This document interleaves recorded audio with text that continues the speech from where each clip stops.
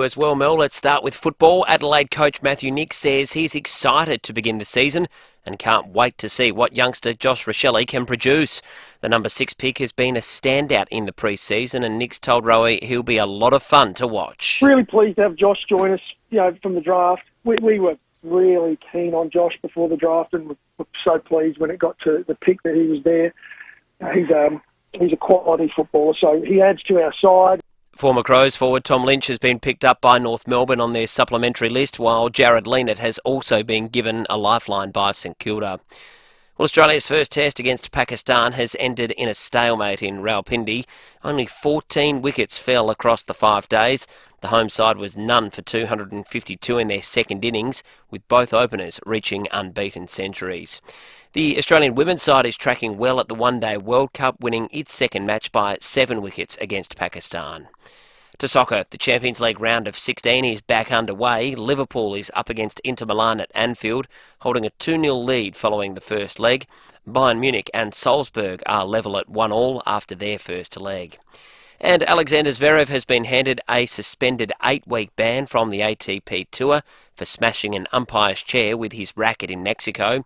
It means he's free to play at the Miami and Indian Wells Masters. And that's the FIVEAA Sport. Now the FIVEAA forecast. Make sure you and your car stay cool with aircon and cooling services. Call 1300 Automasters. 25 for your Wednesday, partly cloudy, sunny tomorrow 26, Friday cloud clearing and 27. Right now it's 14 degrees. More news as it happens on FIVEAA. David Penberthy and Will Goodings. FIVEAA Breakfast. 5 after 6, good morning to you. Welcome to Wednesday on FIVEAA Breakfast. Vincent McAviney in London will join us in about half hour's time. Looking forward to catching up with Vincent. There's been some big developments with regard to sanctions out of the United States and UK targeting what Joe Biden has called Russia's economic artery. We'll have the detail for that for you over the course of the morning. Also today, Sean Fewster will be on the program. Will take us through some of the big court stories that have transpired over the last 7 days. We're going to catch up with the leader of the Labor Party in the Senate, South Australian Senator Penny Wong, after 8:30 today. And I imagine a lot of those stories will cross over as well in her capacity as the Shadow Minister for Foreign Affairs. And also, we're keeping a very close eye on petrol this morning. And if you spot it anywhere that seems out of control, like the petrol station last night that was at $2.21.9 in Adelaide's northwest. If you see anything of that nature, we want to hear about it. We're going to chat with the RAA after 7 o'clock today about the crazy increase in the price of oil per barrel as a result of those sanctions that were mentioned. David Penberthy, good morning to you. Good morning, Will. Good morning, listeners. I'd love to hear from people about how it's already affecting their household budget. I had a catch-up a few weeks ago with Scott Hodges down at the excellent Pirate Life Brewery, but he runs a trucking and delivery business. And the cost of fuel for a business like that, I've been driving around town for the last week on close to empty, but my arduous journey from Wayville to the city and back twice a day isn't exactly a huge impost. But if you live in an outer suburb, yeah. Well, I must admit, I've got the orange light on, and they're quite reliable now. Those running out warnings. I'm according to the dashboard, I'm 27 kilometres from empty. That's a hard empty too, is it? It's completely empty. Bingo fuel, they call it in aviation, I think. Oh, seriously? Yeah. Bingo fuel? Actually, bingo might mean you've still got a little bit left. That might be the moment you meant to turn back. But I think I'm on bingo. But yeah, when I saw that photograph yesterday of the Northern Suburb Survey, $2.20, I was thinking, well, compared to what we were paying a year ago, that is $60 more a tank. Yeah. It's a phenomenal amount of money. $60 more a tank. But if you live close to town, that's fine. But what if you're running a business that relies on fuel to get around? Has a multiplier effect on everything. Well, and then the materials you buy for the business have been impacted. Yep. And that factors back into your cost as well as transport and whatnot. It adds up really quickly. But at the end of the day, this is everyone being asked to do something about what's going on in Ukraine. Well, it is, isn't it? Yeah. This is all pitching in. This is the modern equivalent of, a form of like rationing. Yeah. It's everyone on the home front. It's going to be tough. Yeah, but this is how you send a message. And what the US and UK committed to do overnight, no one thought they'd go there. They've said a total ban on Russian oil. They're saying that US immediately, UK by the end of the year, and the EU saying we're going to wind back, our reliance on gas by almost 2/3. How do you do that with all the infrastructure, though? I mean, there's some countries in Europe that are 100% dependent on Russian gas. Germany and Italy, chiefly among them. Is that right? It's 100, isn't it? All their gas comes from Russia. Almost all, I think. Yeah, enough that effectively to wipe it out leaves you up the creek. In the UK, I was reading in the BBC this morning that right now there's a cap on gas price increases, but when it removes, they're expecting the average price of the energy bill will go from £700 to £2,000, and as a result of these sanctions, it'll go up to £3,000. So imagine it was 700 to 3,000 effectively overnight in the space of one billing period. There'll be people who just can't afford to pay that. It's a matter of life or death in the cold part of the world. Yeah, totally. So it's the. I mean, it's not like Australia. Yeah, where you have to be extremely unlucky to die from hypothermia in most of the country at most of the time. Yeah. I mean, you might die from overheating, but very rarely from not the punishing winters you get in Western Europe.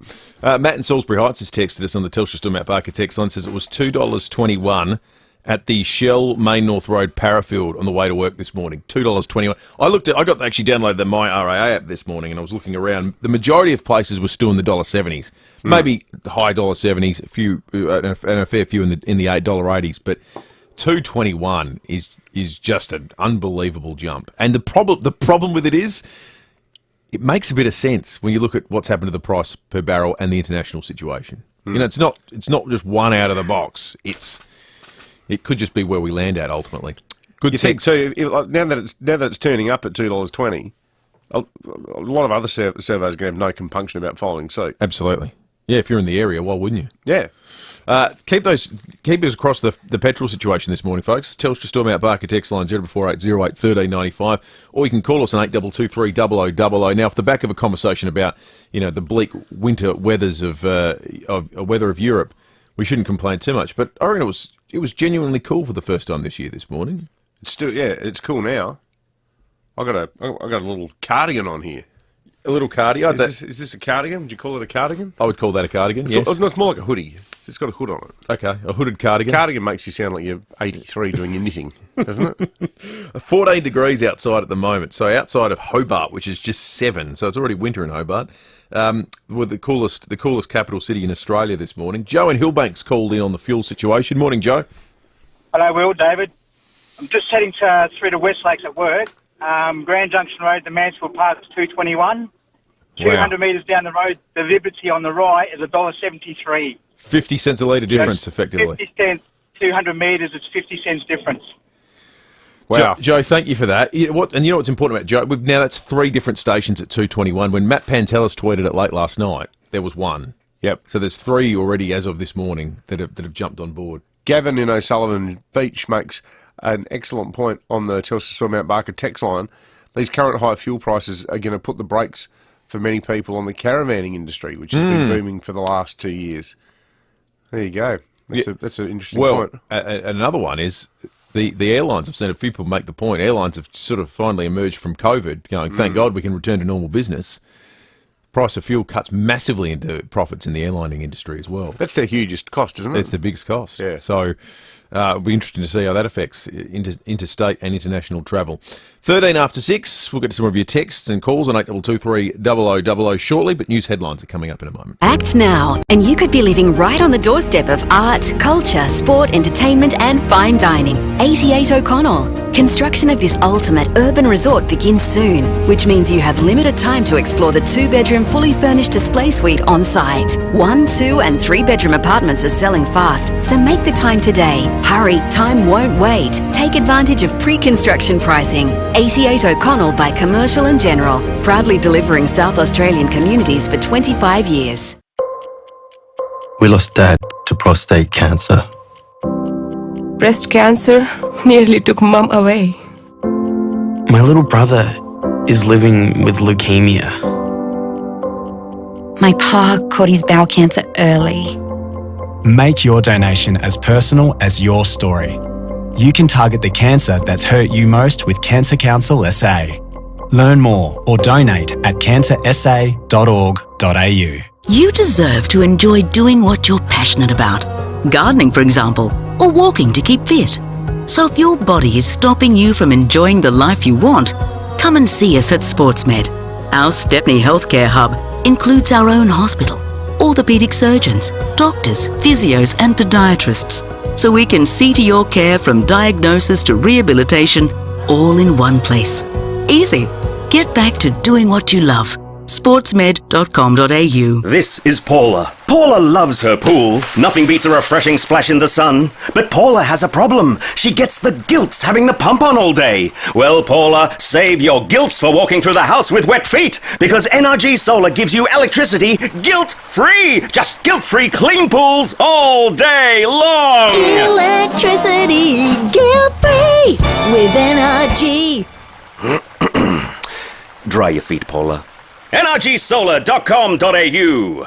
For over 38 years, Steinborner Automotive has always been well worth a trip. And right now, Steinborners are the place to go for top dollar on your trade-in. They will do any trade, and this month they're offering a further $1,500 bonus on all trade-ins. So go out to one of Steinborner's 8 locations for Hyundai, Mitsubishi, Ford and SA's best range of used cars. View all their used vehicles at steinborner.com.au. Steinborner Automotive. It's well worth a trip. We don't just say we're local. We are local. 9 News is made in Adelaide for Adelaide.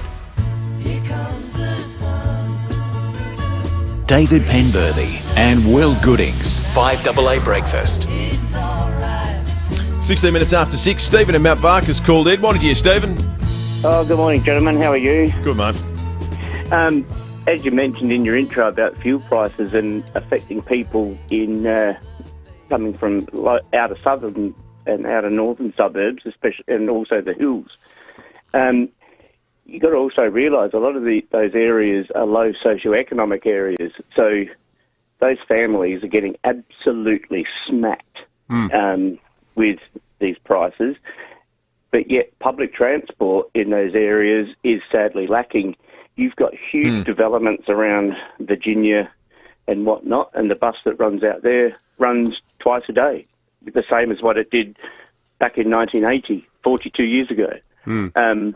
So whilst it's great for politicians to wheel out infrastructure and things like that for transport, they've totally forgotten in the last 20 years at least, they've totally forgotten day-to-day services. We've got huge areas of the Adelaide Hills that simply have no access to public transport, or public transport that runs 2 hourly, like to Strathalbyn. Strathalbyn only bus that runs about 5 times a day, nothing on weekends, nothing through Woodside or anything on weekends. It's ridiculous, and it's been totally forgotten. I've been trying to get politicians to answer this question: what are they going to do about day-to-day public transport services that have been neglected for the best part of the last 20 years? And all you get is silence. So with petrol prices going sky high, and you just mentioned one on May North Road, right in the heart of a low socioeconomic area, these people are going to be feeling the pinch big time. Yeah, there's no alternative there. You're right. Thank you, Stephen. Appreciate that. 8223 is the number. You can text in on the Telstra Storm Mount Barker text line. Andy's made the point at $2.21. Why do we still need 0.9 of a cent factored into the price? It's weird how we still take it to that decimal point, isn't it? I suppose if it was 61.9 cents, That makes sense, but at $2.21.9, it feels like just rubbing it in, frankly. That's right. All right, Ukraine has announced it will not give up in its war against Russia. President Volodymyr Zelensky has addressed the British Parliament. Speaking through a translator, he's spoken of the bravery of his country. The terror against us was going on against children, against cities, and constant shelling have been taking place around the country, including hospitals, and that didn't break us. The South Australian SES will send an additional bunch of volunteers to New South Wales today. 16 SES personnel will travel to the Northern Rivers areas to assist in storm operations. Some of the pictures coming out of that part of the country. It looks like something you see from Colombia. Oh. Like genuine sort of third world Latin American mudslides going on over there. Cars just being swept away where they parked. There was one area where they'd had 0.5 mil of rain and everyone thought, we're safe here. They then got 50 mils in an hour. The dam overflowed. And there were car parks at the local school where the cars, there's video of them just literally floating away. You know, Sydney itself's had 800 mils of rain since the start of the year. It's just crazy, isn't it? It's remarkable. There was 120 mils of rainfall within hours on the northern beaches. The 800 mil that you speak of right now smashes a 66-year record for Sydney. There are more than 60 flood evacuation orders in place across the state. The SES is working its way through 3,000 requests for help in just the past day. The state funeral for Shane Warne is expected to be held at the MCG on the 30th of March. Discussions are underway with the Melbourne Cricket Club, but plans have been halted until his body arrives back home. Warne's body is expected to be flown to Australia on a private jet later today. The ambulance service has issued an apology to the families of 2 Adelaide men who died while waiting for paramedics to arrive. The union says a man assessed as a Priority 1 case died after waiting 14 minutes for an ambulance last night, while a second man, who was a Priority 2 case, died after waiting 35 minutes. The standard appropriate response wait time is 8 minutes for Priority 1 and 16 minutes for Priority 2. Labor leader Peter Malinauskas says it's not good enough. It is unacceptable in a first world country. And I'm getting a little bit frustrated, and I think South Australians are getting a little bit sick and tired of having a Premier trying to tell South Australians that it's all under control and there's nothing to see here. Interesting story in today's Tizer about the advertisements that the union has been running, the AMBO's union has been running. They've been designed by Dee Madigan, who people might know from the Groon transfer and those advertising sort of analytical programs. She's also the brains behind the Mediscare ads that caused a lot of headaches for Tony Abbott ahead of the 2014 election. But the Liberals are angry that there's a woman called Ash. She's only known as Ash. She's on Twitter and has been smashing the Libs over ramping. And the suspicion is that this is part of some sort of concerted sort of subterfuge election strategy, all masterminded by the ad Svengali. Because as a public servant, it's been referred to the public service ombudsman because you're not allowed to make political comment. Yeah, that's right. Except if you're a doctor. You notice doctors never get... Yeah, why is that? Doctors... I always find it interesting. No one in the public service, under threat of getting fired, can ever comment on anything. But doctors do it all the time. But this isn't good enough, and that's not good enough, and we need to do more about this. It's just a different set of rules. During Transforming Health, there was a steady stream of doctors who were it's amazing, having their say about it. It's a different set of rules, which makes it, I think, all the more galling that you'd go after an AMBO. Yeah. I think if the government's going to pick a fight with anyone, it should be the union. Yeah, exactly not the employee. Yeah. 22 minutes after 6, the weather today, top of 25, albeit you might not believe it right now, it is pretty cool out there. Tomorrow, 26, but it'll be cool again overnight and 14. Same story for Friday, but a top of 27.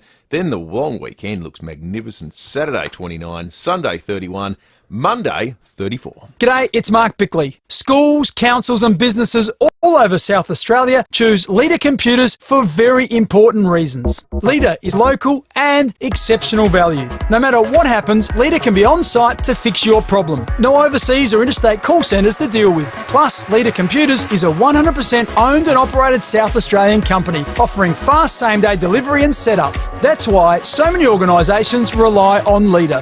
Google Leader Computers to find your closest Leader reseller. Creating the perfect home for your family? Learn from Spartan Electrical, family owned for 50 years. Spartan Electrical's appliance experts can help you select from the best brands for your kitchen, laundry or outdoor area. Sinks, taps and wine cabinets, bar fridges, barbecues and full alfresco kitchens. Time-saving technology in the laundry, all personally delivered to your home. Get inspired for your family. Visit a Spartan Electrical showroom today in Campbelltown or Torrensville.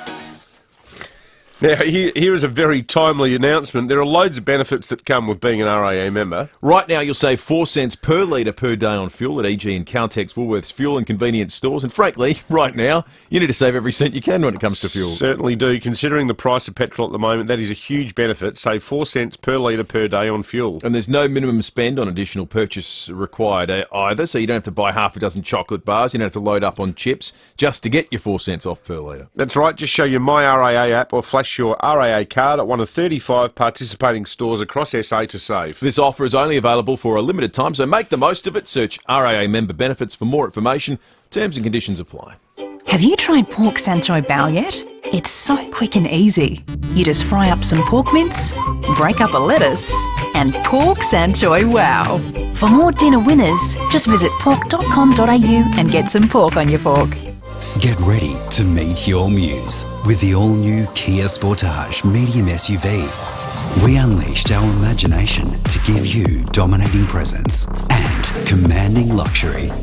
The Kia Sportage has a strikingly sculpted exterior and soft touch leather interior. SUVs, meet your master. To find out more, visit kia.com.au or head to your nearest Kia dealer. Kia, movement that inspires. 5AA Breakfast is streaming live right now. To watch, simply head online to 5AA Facebook or search 5AA on YouTube. David Penberthy and Will Goodings, 5AA Breakfast.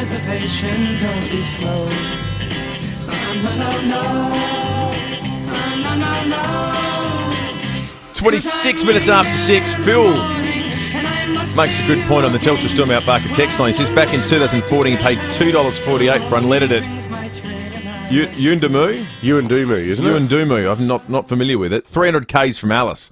And he says it was $1.88 in Alice back then. Hate to think what it is now. Spare a thought for those out in the bush. Absolutely, Phil. It's a great point. I paid more than $2 on Kangaroo Island last July. So realistically, what would it be there? 3?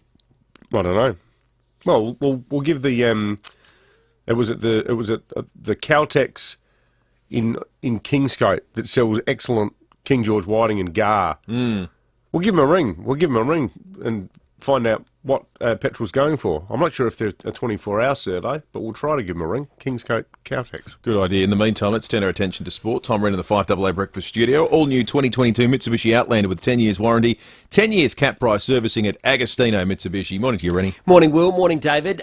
Just a little bit of footy news. Congrats to Tommy Lynch and Jared Lena, both at the Crows and Port Adelaide respectively. They've found a couple of homes in St Kilda and North Melbourne. Lena off to the Saints and Lynch as the final supplementary player off to North Melbourne, so that's great for them.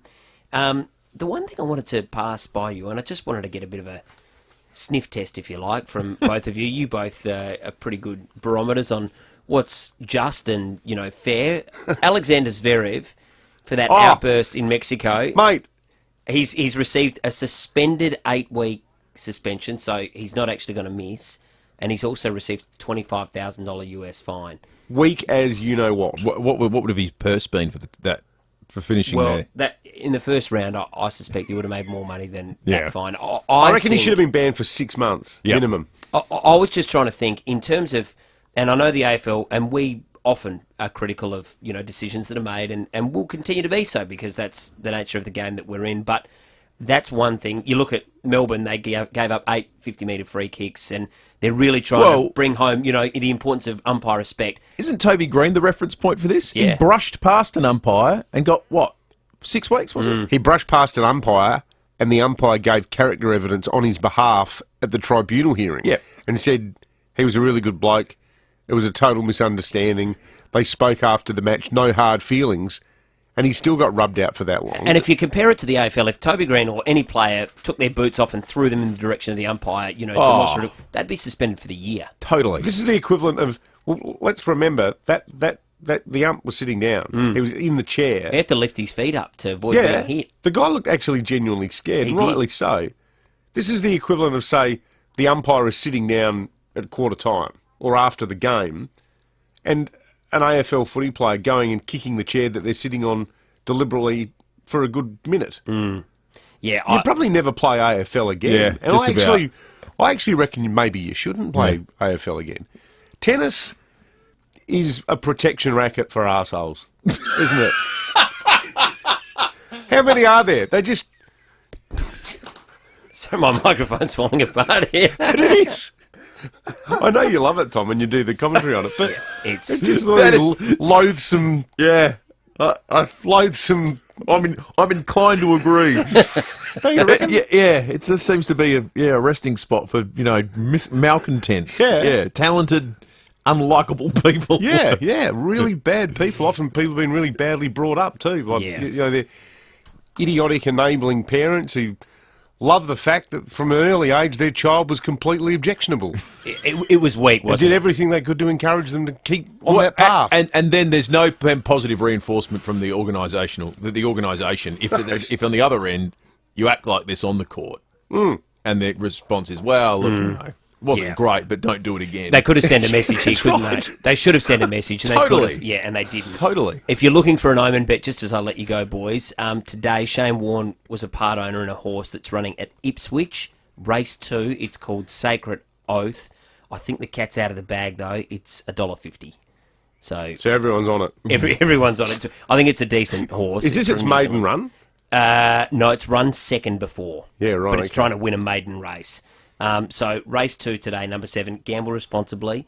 But yeah, if you put $10 on it, you'll only get 15 back if it wins. So it's pretty skinny. Now, just David, looking at Kingscote at the moment, the Ampole $2.12.9. The on the run $2.12.9 at the moment in Kingscote. How's your fuel situation, Rennie? You filled up? No, I'm less than half a tank. Oh, trouble. So I'm less than half a litre. Yeah, you might have to skip a mortgage repayment to fill up the other half. I'll be walking to work tomorrow morning. Still one of your kidneys, Tom. Good on you, Rennie. Thanks, fellas. Thanks, mate.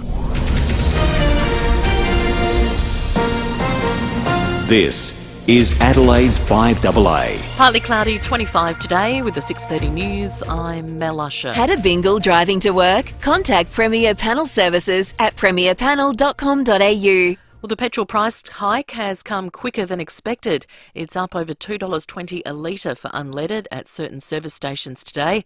The RAA's Mark Borlase says the conflict in Ukraine is to blame. 2 months ago, we saw Russia starting to flex its muscles with Ukraine, and because the Russians produce about 10% of the world's oil, everybody started panic buying. Countries started panic buying to get supplies in case something happened with the Russia supply, and that drove prices up at about 10% a month. And we're being warned new sanctions imposed on Russia will come at a cost as well. The US president has announced a ban on the import of Russian oil and energy as punishment for its invasion.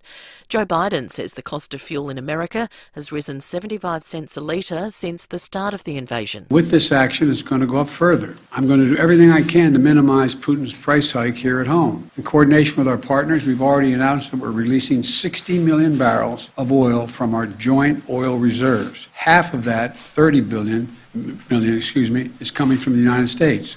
Ukraine has announced it will not give up in its war against Russia. President Volodymyr Zelensky has addressed the British Parliament. Speaking through a translator, he's spoken of the bravery of his country. The terror against us was going on against children, against cities, and constant shelling has been taking place around the country, including hospitals, and that didn't break us. First it was rain, now Sydney is facing damaging winds of up to 90 kilometres an hour, which could bring down trees and power lines in waterlogged soil. There are 60 evacuation orders in place across the state, including for people along the Hawkesbury River in the northwest. SES Assistant Commissioner Sean Kearns says the Bureau is no longer warning of heavy rainfall. But what they have warned is that there is a severe weather warning out for really severe winds. And that warning is in place from the south coast through the Illawarra, metropolitan Sydney, Central Coast and into the Hunter. In Queensland, clean-up efforts from the southeast floods could be hampered by more severe storms today, while northern parts of the state continue to sweat through a heat wave. Jess Ambler is in Brisbane. The Weather Bureau says it's likely to be a significant severe thunderstorm day for much of the southeast corner, including Brisbane, the Sunshine Coast, Gold Coast and the Wide Bay. Locally destructive winds, giant hail and intense rainfall are possible, along with flash flooding and renewed river rises. Thankfully, cooler temperatures could follow the storm activity, a welcome relief for Brisbane residents who experienced a top of 34 degrees yesterday. Looking to northern regions of the state, extreme heatwave conditions are still being felt. Charters Towers breaking its March maximum temperature record 7 times already this month. Shane Warne's body should arrive back in Melbourne today. A private jet will bring the cricketing great's remains back to Australia from Bangkok. Meantime, some details are being looked at for the state funeral, likely to be held at the MCG on March 30. Eddie Maguire has been mentioned as a possible MC, and Coldplay lead singer Chris Martin and Ed Sheeran are reportedly planning to attend. Now turning to 5AA Sport. All new 2022 Mitsubishi Outlander with 10-year warranty, 10 years capped price servicing at Agostino Mitsubishi. Here's Tom Wren. Thank you, Mel. Both South Australian-based captains Rory Sloane and Tom Jonas will front the media today as the countdown continues ahead of the AFL season. Bit of news around. Collingwood's Braden Maynard has been suspended for the first 2 rounds of the season for his hit on Giants' Daniel Lloyd. Meantime, North Melbourne has officially signed Tom Lynch as a pre-season supplementary selection, completing the Kangaroos list for the 2022 season, and St Kilda has added former power defender Jared Leanett to its list. The first men's test between Australia and Pakistan has ended in a disappointing draw, with Australia failing to take a single wicket in 77 overs in the second innings. The women's side is enjoying better luck, recording a 7-wicket win over Pakistan at the Women's World Cup in New Zealand. The Aussies restricted Pakistan to 190 from their 50 overs, a total the Aussies chased down with 15 overs to spare. Elisa Healy made 72 from 79 balls and says the top order was in great form. It's a really, really strong top 6, and then you throw in what we've got after that and it's a really explosive middle and lower orders. A horse, part owned by Shane Warne, will have the world watching at the Ipswich races today. Gabrielle Hodson reports. Sacred Oath made his racing debut last month, finishing an impressive second. It was later revealed one of the owners of the David Van Dyke trained colt was an SK Warne.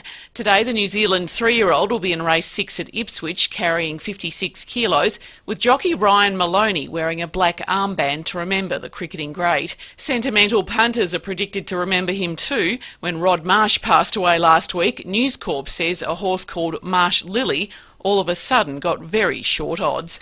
Looking forward to it, Mel. That horse will actually run in race 2. As always, gamble responsibly. Thanks for that, Tom. Now the 5AA forecast. Switch and save on your car service and repairs. Call 1300 Automasters. Partly cloudy for your Wednesday, 25, sunny tomorrow, 26, and up to 27 on Friday. Right now it's 14 degrees. More news as it happens on 5AA. Don't it always seem to go that you don't know what you've got till it's gone? David Penberthy and Will Goodings. 5AA Breakfast. 23 minutes to 7. Thanks to Matt in Walkley Heights, who's texted us this morning. He's done a little bit of reconnaissance for us on the petrol situation. He says fuel in Kingscote, $2.12.9 a litre. There are 5 stations in Adelaide right now at $2.21.9. The Coles Express, Salisbury East, the On The Run Parafield, the Ampol in Stepney, the Coles Express in Mansfield Park, and the Ampol in Hackney. Last night, when Matt Pantelis tweeted it, there was 1. And that's the direction it's going to head, largely in part to some of the developments. $2.13 in Kingscote at the moment, but you would have to think that is based on like a petrol delivery from weeks, if not months ago. Yeah. given the... That'll be significantly higher there. There's only 4,000 people living on Kangaroo Island. Not all of them in Kingscote. So the petrol, they wouldn't go through it very fast.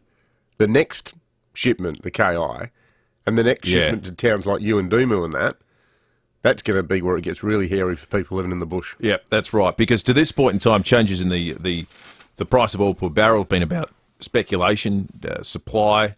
Now they're because of sanction. The US and UK banning Russian oil.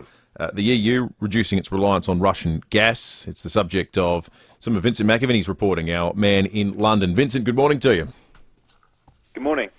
So we're feeling it all right across the world at the moment. How was it received in the UK, the decision to sanction the energy exports from Russia savagely? Well, it's been a really interesting development because obviously yesterday oil hit the highest price for Brent crude since 2008, up there at over $139 a barrel. The pumps here, it is getting more and more expensive. You can feel it. I think just myself running a car, it cost about £35 more to fill it up than it did a year ago. There has been this sort of gradual increase since the pandemic, but we haven't yet felt how bad it's going to get with this latest move. So what has happened is the US is incredibly energy independent now. Over the past decade, it's expanded things, so it's got the room to do things like fracking, and so less than 10% of their supply comes in from Russia, and they've taken themselves completely off Russian oil and gas, they've now said. What the UK has done is said that we, by the end of the year, will come off Russian oil and oil products, but we will still need the gas that we use to heat our homes. So we're giving them a sort of reduction into Putin's war chest. Europe, on the other hand, is still a bit of a dilemma there. One expert I spoke to said that if Europe tried to switch off Russian gas and oil, you would have rolling blackouts in many parts of Europe because it is such a huge purchaser of Russian fuels. And this is something that the US administration has warned about for much of the past decade, but it is hard to find the alternatives needed. So the decision that many people here are facing and that the government seems to be saying is one that they're willing to take is that we're all going to have to pay a bit more if, in this very short term, that last bit of kind of real income going into Putin's coffers is coming from gas and oil. If we break that off for at least a couple of months, it could really help the war effort more than anything else in Ukraine. It's interesting, Vincent. Is there a broader discussion about a longer-term strategy for Europe? Do they have to go back to... And some of this will obviously cause a huge ruction with climate change policies, but are people talking about, using coal again or expanding nuclear capacity? You can't survive long-term like this. Yeah, there is if I can split the UK and EU off, because we have slightly different promises now. So the UK has promised, and it's enshrined in law now, that we will be net zero by 2050. In 2030, that's only 8 years away, you will not be able to buy a petrol or diesel car, it's expected, here in the UK on the timeline that was laid out in that legislation. So there was already a bit of an acceptance in the UK and other European countries that we had to do this. Now, the EU hasn't, I don't think, put in as quite a tight timetabling yet or set down as rigidly because you've got different countries on what they're doing. But they were trying to move into renewables. But that was something that I think when you still got to COP at the meeting that was held in Glasgow last year, there was still reluctance and sluggishness. But this crisis shows that Europe, the US, UK, other countries, we have to go energy independent because many of the places that we're getting these fuel from are countries that we have issues with. Saudi Arabia for many years has been at war in Yemen, bombing Yemen, and now we've got Russia bombing Ukraine and invading Ukraine, and we shouldn't really be funding these people, and we should be putting efforts not into bringing back the likes of coal. The UK has really pretty much phased that out now of its power system. It's about getting those renewables in. And, if you go most places, currently at the moment we're banned in the UK from putting wind turbines on land. That was a concession made just before to win an election, basically, by David Cameron in 2015.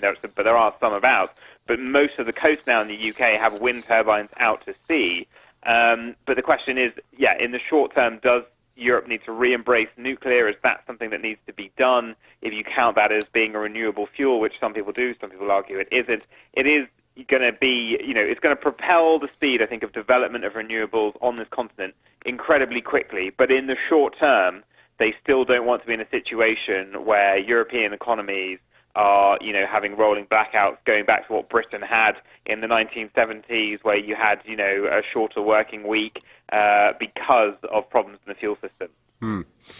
Fascinating stuff, as always. Vincent McAviney, our London correspondent. Thanks for joining us this morning, mate. 17 minutes to 7. Lots of texts on this issue coming in at the moment on the Telstra Storm Out Barker text line as well. That's right. Hayden says, we're saying the conflict in Ukraine is to blame for the fuel hikes. I think it is more like the excuse. I don't know. We're in pretty uncharted international waters here at the moment. There's a huge part of it. Fred says Australia has 27 days of petrol in reserve. If there was a world crisis and petrol, Australia could be in trouble and we will be paying a lot more at the pumps. One here says, on Monday, the Birkenhead terminal ran out of fuel and a shipping tanker had to be diverted from Melbourne to Adelaide. Fuel distributors being rationed effectively. Yeah, well, that's a harbinger of doom, isn't it? Interesting information. Harbinger of doom. Thank you for that. You can continue the text coming at the Telstra Storm Out Barker text. I won't, in a petrol pump sense, it certainly is. Just looking at the situation with regard to what it'll mean for the air industry, the aviation industry, and of course, remember this is a fact. Not just for people travelling on planes. Every cargo on planes is probably the thing that affects people most. Yeah. I just was reading Patrick Dahan, an oil price analyst in the United States. So this is all in US measurements, but you can play this out in your head and what it'll mean in Australia. So in the US, jet fuel has gone 50 cents a gallon. That's been the increase, 50 cents a gallon. The cost to fill up a 777-300 just went up by $22,600. $22,600 US. That's a plane that has about 300 people on it. That's the increase. Yeah, that's the increase. It's gone up $22,000 US dollars. US dollars. So it's gone about $30,000. Yeah. And how many people are on the plane? They're about 300 seats. So they seat about 300. So that's $100 a ticket. Yeah, just to recoup the cost. If it stays what it is right now. That's if you go down the path, so everyone's just going to pay for it. $100 a ticket. That's right. That's probably how they do it, isn't it? Yeah, I imagine that's how they do it. And the freight, the cost of freight. They really tacked onto that, which then gets tacked onto you, the consumer. Tell you what, that makes the prospect of filling the Kluger seem much more bearable. It's not quite a 30 grand. Yeah, well, at that point, you wouldn't fill up the Kluger; you'd just buy a new one. Yeah, be cheaper. You could buy half of one. Yeah, that's right. Cost you the same as the increase in two tanks of juice. All right, let's check traffic. Get your tickets before midnight Friday for the Hospital Research Foundation Home Lottery's $2 million early bird prize. No, it don't seem to have the traffic coming through at the moment. All right, we'll work on that. We're going to take a quick break. Police and weather coming up in just a moment. Fuel prices are hurting. Labor and Liberal are deaf to your pain. I'm Rex Patrick, your independent senator for South Australia. I hear you. Support me to half the fuel tax. With your voice, I can get action in federal parliament. I kept the bastards on us on robo-debt, I've fought to retain jobs in SA, and now I'm fighting to lower fuel prices for you. Visit rexpatrick.com.au to sign our petition. You can make a difference. Authorised by Rex Patrick for the Rex Patrick team, Walkerville. 5AA's Tech Talk with your host, Adelaide tech guy Richard Pascoe. Thanks to Harvey Norman Computers. Do you need an amazing lightweight laptop for home, work or uni? A powerful notebook to make your day even easier? Harvey Norman and Acer have the answer. Introducing the new Acer Swift 3 with the latest Intel Evo i5 CPU, 8GB of RAM, 512GB of storage. With that sort of power, you would think the laptop will be heavy, but the Acer Swift 3 is extremely light, only weighing in at 1.2 kilos. On top of this, it has a full HD 14-inch screen, wireless connectivity and Bluetooth. This slick-looking laptop will look great in the home, the classroom or the cafe. Head into your local Harvey Norman store now and pick up the latest Acer Swift 3 starting from $894. Check out this great offer at 5AA.com.au. Thanks to Harvey Norman Computers. Barossa Village in Angaston, Tanunda and Nurriutpa gives you the retirement lifestyle you deserve and the safety and security you need to make you feel at home. That's right, Will. Barossa Village has been a trusted part of the local community for more than 50 years. And now more than ever, they understand how important your health and well-being are to you. That's why they've invested heavily in the pathways for care, including independent living, supported accommodation and residential care options. And the best is yet to come with new projects, including a community hydrotherapy pool, 19 additional beds added to the residential care facility and refurbishment for their independent living units. So forget the sea change or the tree change and try a vine change. Barossa Village, for a safe, secure and more fulfilling life, go to barossavillage.org. We don't just say we're local, we are local. 9 News is made in Adelaide for Adelaide. David Penberthy and Will Goodings, 5AA Breakfast.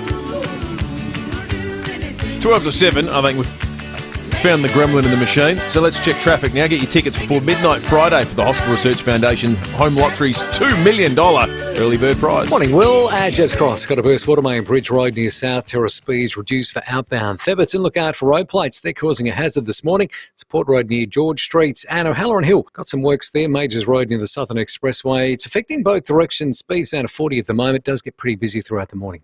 Cameras Anzac Highway in the Parklands. Jeff Gott Street, North Adelaide. Main North Road, Mawson Lakes. What's for dinner tonight? There are heaps of quick and easy recipes the whole family will love at pork.com.au. Midweek dinner winners are easy when there's pork on your fork. Adelaide's most accurate traffic on 5AA. All right, let's talk about the weather. Cool start to this Wednesday morning. Vince Rowland, senior forecaster at the Weather Bureau, joins us. Morning to you, Vince. Morning, guys. So what do we got for the rest of the day? Yeah, look pretty good for the rest of the day. A little bit warmer than we saw across the city yesterday, so we're going for a top of 25 degrees. Today, currently sitting at 13.8, so yeah, pretty cool start to the day, but we're definitely going into a bit of a warming trend, so we've got a high pressure sitting to our south that is going to remain near stationary for the next couple of days and then start to move eastward, so we will see winds slowly swinging around to the east-northeast and warming up as we head into the weekend, but yeah, look pretty good over the next few days. Starting, as I mentioned, starting to warm up, so we've got 26 degrees for Thursday, 27 for Friday, and then as we hit the long weekend, temperatures looking very nice. So we've got 29 to start with on Saturday, 31 for Sunday, and then for the holiday Monday, a pretty warm one at 34 degrees, and that continues through Tuesday, and then looks like Wednesday will be pretty warm as well as those northerlies continue. So, yeah, certainly in a bit of a warming trend, not much as far as rainfall goes. We are going to see a little bit of moisture creeping into the east of the state over the weekend, so could see a bit of humidity reaching the city on Monday, and then we've got a slight chance of a late shower on Tuesday. But other than that, looking dry and temperatures looking pretty good and certainly warming up for the weekend. Good on you, Vince. Thank you. Senior forecaster Vince Rowlands from the Weather Bureau. Senior Constable Kate Dawson joins us from SAPOL. Kate, a man's been arrested in Edinburgh North after failing to stop. Yeah, this was just after 10 p.m. last night. Patrol spotted a black motorcycle travelling along Peachy Road and tried to pull over the rider. So he failed to stop and took off at speed along Peachy Road. We didn't end up pursuing him, but called for further patrols to help search the area. So a short time later, patrols attended an address on nearby Wammer Road where they located the motorcycle and the rider. And the rider, who was a 49-year-old from Oakton, was arrested, and he's been charged with failing to stop, riding unlicensed after checks revealed that he'd never held a driver's licence.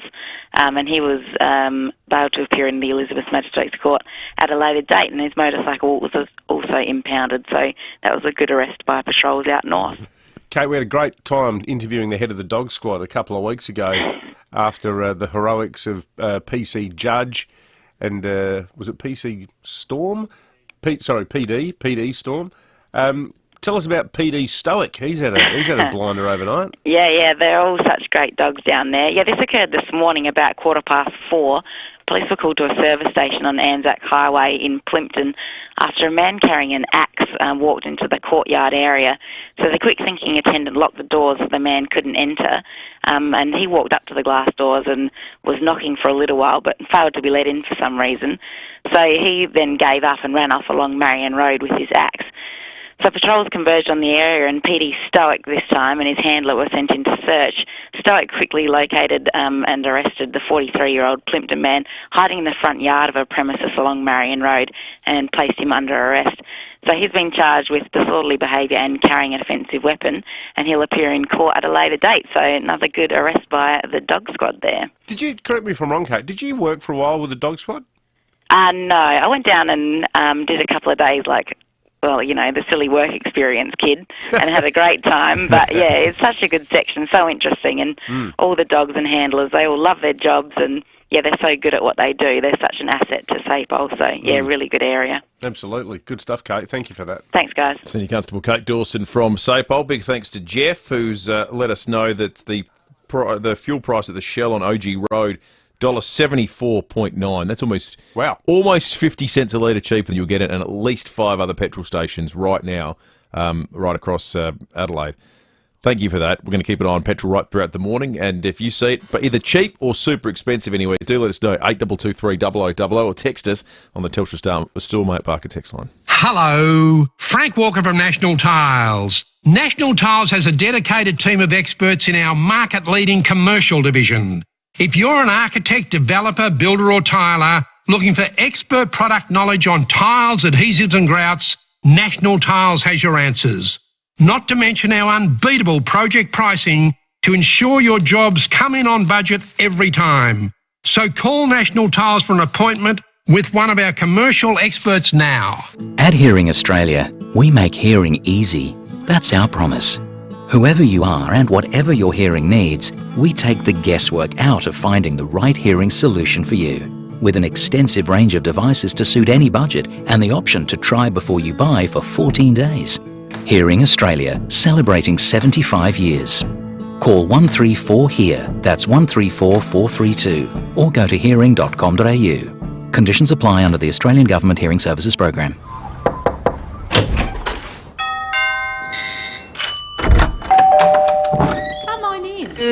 We open our doors to people we trust and care about. And for over 85 years, South Australians have been opening their doors to Rest Haven. In turn, we've been opening doors to an easier, better life at home. From personal care to help with the shopping and social outings, you'll welcome the care that Rest Haven brings. For over 38 years, Steinborner Automotive has always been well worth a trip. And right now, Steinborners are the place to go for top dollar on your trade-in. They will do any trade, and this month they are offering a further $1,500 bonus on all trade-ins. So go out to one of Steinborner's 8 locations for Hyundai, Mitsubishi, Ford and SA's best range of used cars. View all their used vehicles at steinborner.com.au. Steinborner Automotive. It's well worth a trip. 5AA Breakfast is streaming live right now. To watch, simply head online to 5AA Facebook or search 5AA on YouTube. David Penberthy and Will Goodings, 5AA Breakfast.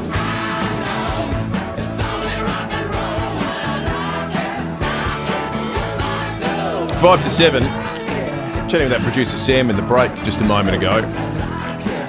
He was listening to Spotify, the musical streaming service, driving, or attempting to this morning. It didn't work. Had to go back and listen to the radio, which is good because that's how he makes his career. He's good at it too, though. But it got us having a little conversation there about the most trusty and reliable pieces of technology. What are the things that never break down, that last, that you can always rely on? Now, this is, I don't want to hex it here, but I would say something like 1395 on the AM band. How long's that been going? And you only need a little battery-operated, you know, two AA batteries tranny out in your shed. Like, very, very rarely. I can't remember us ever being off the air in any significant way. Not for a long period of time. There are times they have to fiddle with the tower or whatnot, but it never just doesn't. It just stops working for, days on end. We have to find an alternative, that's for sure.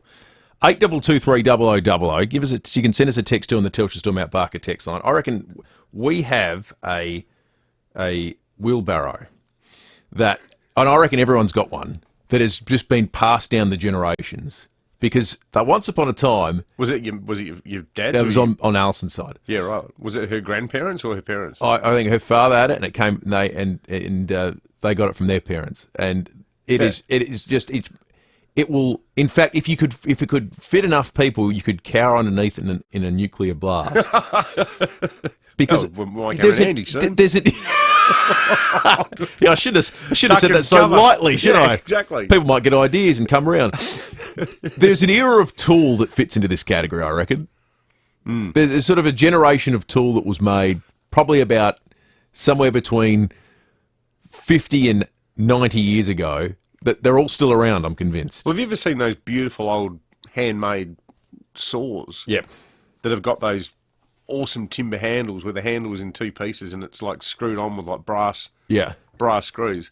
Like you look now at, saws is like $4 each in a huge bucket next to the exit at Bunnings. Yeah. And we all know where they're made.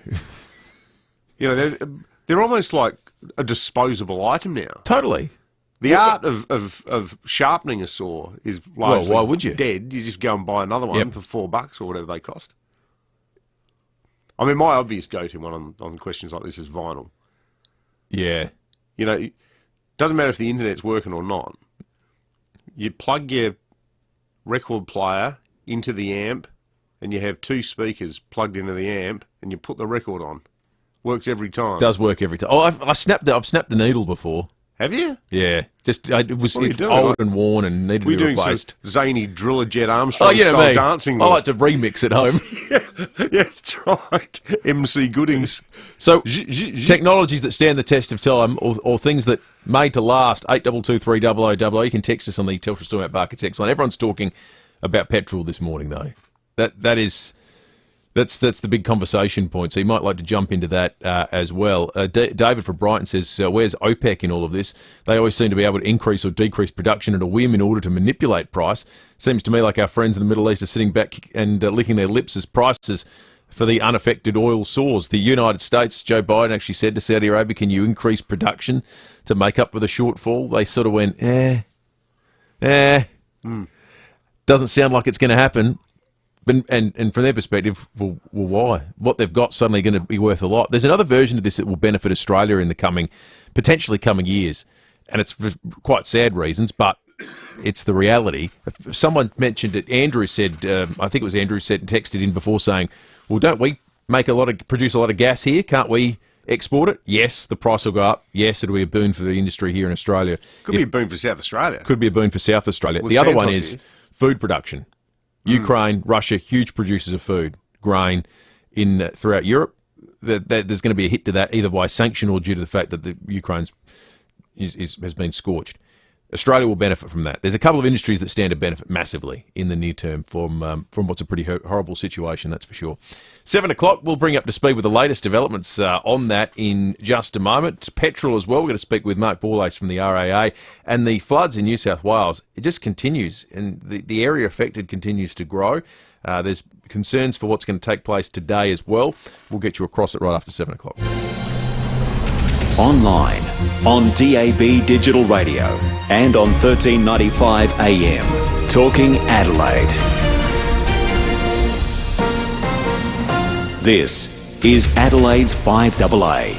Partly cloudy 25 today with the 7 o'clock news. I'm Mel Usher. Had a bingle driving to work? Contact premierpanel.com.au. RAA approved crash repairer. A scare for a service station attendant at Plympton this morning. A man carrying an axe walked into the courtyard area at the Anzac Highway site.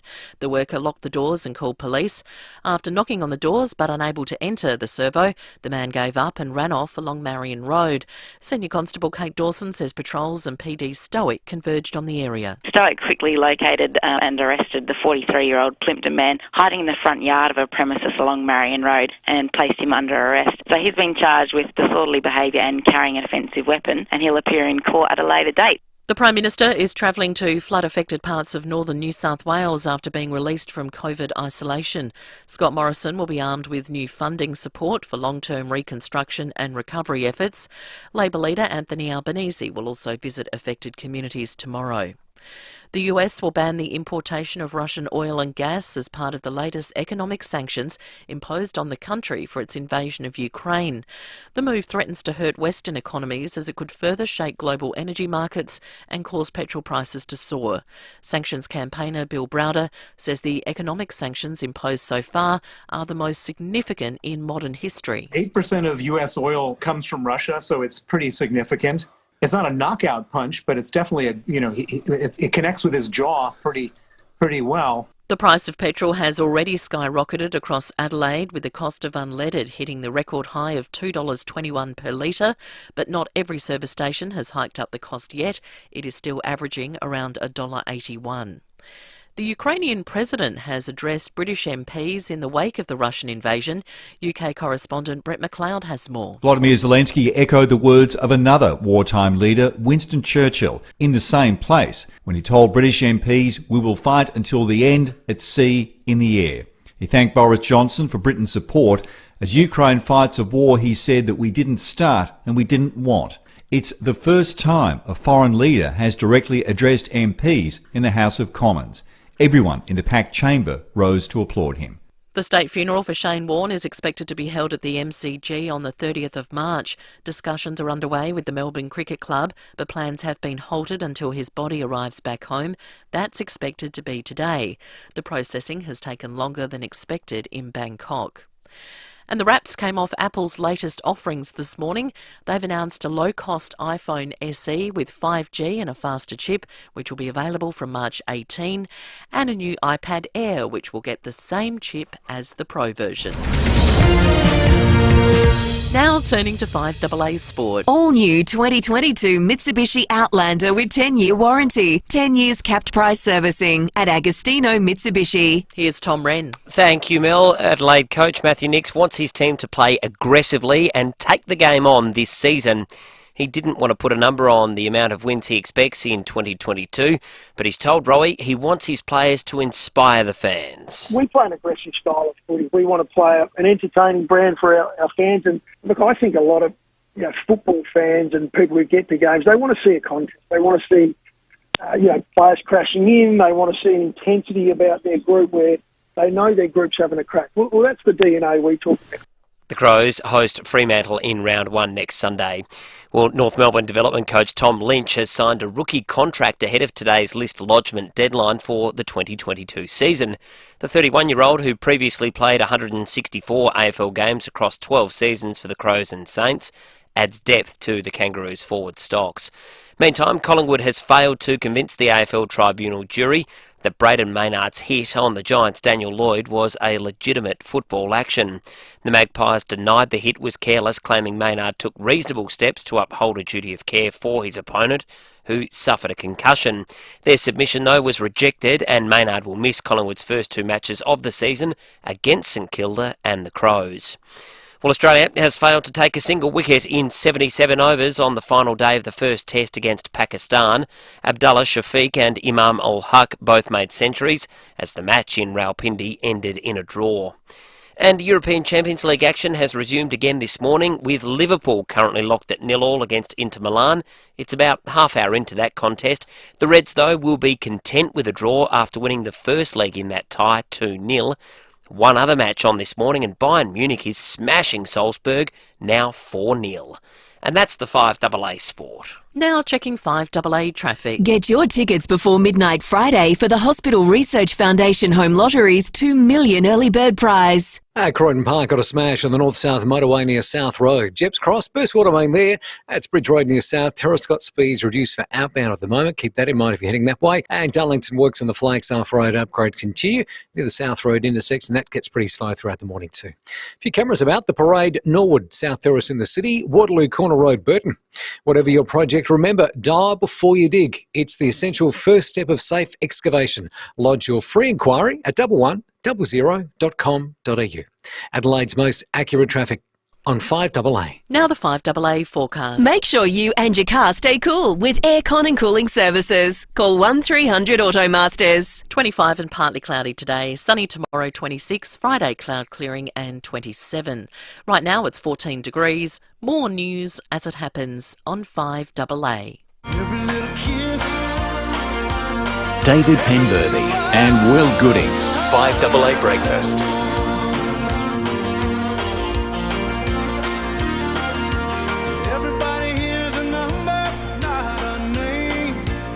7 after 7, we'll get into the news stories of the night in just a moment.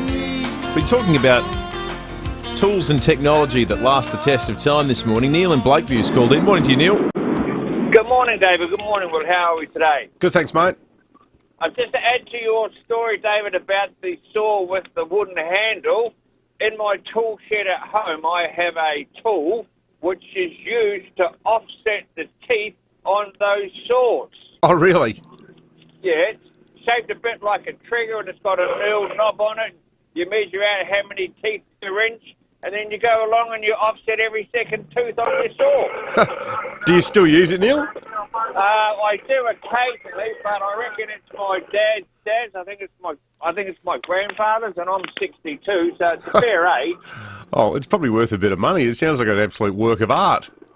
Well, it is, but it's one of my pride and joys. Yeah. Terrific. So, yeah, no, it's an excellent little device. Things were built to last back Exactly then. right. Good on you, Neil. Thank you. I've still got my grandfather's sack truck that I use for moving pots and some of the leftover coping tiles from when the pool was put in last year. I'm guessing it's not pneumatic tyres, it's their... Steel wheels. Yeah. Steel wheels. We've got one just and like it's got the beautiful polished wooden handles. Oh, this isn't beautiful just touching anymore. the handles. It's such a nice sensory that's, feeling. It's just excellent. Ours is rust-coloured handles. I've got it out undercover on the deck as a bit of an objet d'art. I love it. I just love looking at it. Superb. Mike in Nord says tech that always works, the old landline telephone where you put your finger in the dial and move the whole thing in a clockwise manner. That was a satisfying feeling, wasn't it? Well, a satisfying sound, says Mike, in fact. Now, there's a few others too that have sent in some texts. We'll get to those in a moment on the Telstra Storm Out Barker text line to get to some of the stories of the morning. And I guess the biggest story of the morning here in Adelaide is probably the biggest story anywhere around the planet at the moment, and it has to do with the latest tranche of sanctions that have been levied at Russia. The US and UK are banning Russian oil. A component and companion element of this is that the European Union's reducing its reliance on Russian gas, finally. The European Commission said it would reduce the Union's demand for Russian gas by 2/3. Currently, 40% of the gas that the European Union uses is from Russia. The US has announced a complete ban on Russian oil, gas and coal imports, and the UK is going to phase out Russian oil by the end of the year. Russia's economy is heavily dependent on energy, the world's third biggest oil producer behind Saudi Arabia and the United States. Here is US President Joe Biden. That means Russian oil will no longer be acceptable at US ports, and the American people will deal another powerful blow to Putin's war machine. And British Prime Minister Boris Johnson. The economic impact of the sanctions that the UK has led has been extreme, and the Russian stock market hasn't opened for the last week, almost a week. The ruble has tanked, and the noose is tight. Geez, you've got to feel sorry for the Russian people in all of this. Wasn't their idea to invade the Ukraine. What do you do now? You can't transact money. Whatever cost of living hit we are facing in the West is as nothing compared to what the people of Russia are going through. We received a text that rather simply sums up, and I think very neatly and adeptly sums up the situation that we're facing here. I'm just struggling to find it. He said effectively that, look, petrol prices increase are a small price to pay, but it's a reasonable alternative to sending in troops, which almost inevitably leads to World War III. So it's a cost we will have to bear. It will have an impact, but it's a lesser cost than what our other alternatives right now. Yeah. As people even in Australia we're talking about here, there was an excellent text that we received on the Telstra Storm Out Barker text line. Not sure this is going to bite as hard as what Joe Biden called the artery of the Russian economy, that is its oil and gas exports, but McDonald's is temporarily closing down in Russia. You can't go to Macca's. The CEO said they've decided to temporarily close all restaurants, pause all operations. There are 847 McDonald's in Russia at the close of last year. Interestingly, it's one of the few places on earth where the movie exposed this a little bit, but McDonald's is generally in the real estate business, not in the restaurant franchising business. That's the model they've been able to make work, where they buy sites and then they sublet franchises to people to build them on those places. In Russia, they own them all. Yeah. So they're able to say, we're just closing them all right now. IKEA's shut as well in Russia. There's 2 IKEAs. I'm not sure if that's a good thing or a bad thing. I mean, Russians won't, after half a bottle of vodka, end up screaming as they try to put something together with an Allen key. Yeah, that's right. There's always one piece left at the end too, isn't there? It's always disconcerting. Especially if it's weight-bearing. Hang on, this is going to end badly. It's this support beam thing that I didn't put in. The Motor Trades Association is warning Australian petrol prices will continue to rise in the coming months. Two of Australia's largest fuel suppliers, Ampol and FIVEAA Energy, have said they won't accept oil from Russia in response to its invasion of Ukraine. Now, Russia supplies about 1.5% of Australia's crude oil. Here is Stephen Moyer from the MTA. That ban on Russian crude will continue long after the Ukrainian crisis comes to an end. Yes. I mean, things aren't going to go back to normal if Putin decided tomorrow that we'll stop this craziness. Those sanctions will hold, and that means pricing will stay this way for several months. Now, you might say, well, they only provide 1.5% of the petrol to Australia. Why the big impact on prices? But they provide the third most to the world market generally. We buy from that market, and if there's a large number of countries that aren't accepting from there anymore, that's why we're going to get the flow-on effects here right now, like we're seeing, thanks to Matt, who texted us in saying there are 5 petrol stations in Adelaide right now at $2.21 a litre. The Coles Express in Salisbury East, the On The Run at Parafield, the Ampol at Stepney, the Coles Express at Mansfield Park, and the Ampol at Hackney. And for those waking up, this is not a dream, $2.21.9 a litre in a lot of places around Adelaide this morning.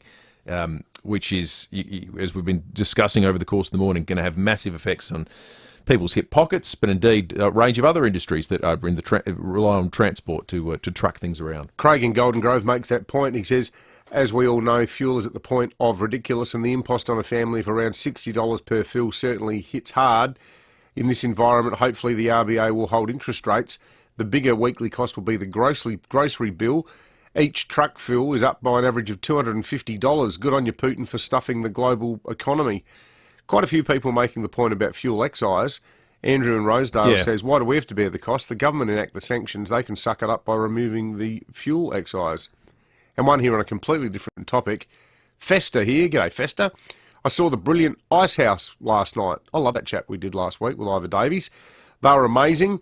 Nicola and Grant must be in the fetal position this morning, because we all sang and danced for the last 6 or so songs. I think Professor Spurrier, let's be respectful, I think Professor Spurrier might be in the fetal position. I'm not sure that Grant Stevens No, I think Grant will be okay with it. I think they copped a bit of a pizzling yesterday, SAPOL, off the back of the exclusive chat we had first thing in the morning with driller Jed Armstrong. Got a huge run on the TVs, and he's in the paper this morning as well. The point should be made. SAPOL don't really have any choice but to enforce the law as the law stands, do they? No. So the issue here is, at what point will this cease to be against the law? My weird hunch is it will be Thursday. This week? Yeah. Tomorrow? I think the cops are fed up with running around doing all this stuff, and I think it's going to get to the point when there's so many sort of grey areas where private weddings, people can now dance, private functions. If you're going QR code, go into a private room to see a band, you don't need to wear masks. You can dance, you can stand up and drink, you can do all of that stuff. I think the inconsistencies are such that I would be very surprised if dancing doesn't just get the green light, because we're letting it rip with everything else. Yeah. The situation in parts of Sydney today is expected to reach a level not seen since March 1978. That's the last time flood levels were at this point, and the expectation is that in Sydney, lots of places will see those records toppled. Thousands of residents across New South Wales were forced to leave their homes overnight. There was more heavy rain in the Hunter, Central Coast, Sydney, Illawarra and South Coast. Authorities say homes, businesses and roads have been flooded. Some rivers are still rising. There were 60 evacuation areas in place overnight.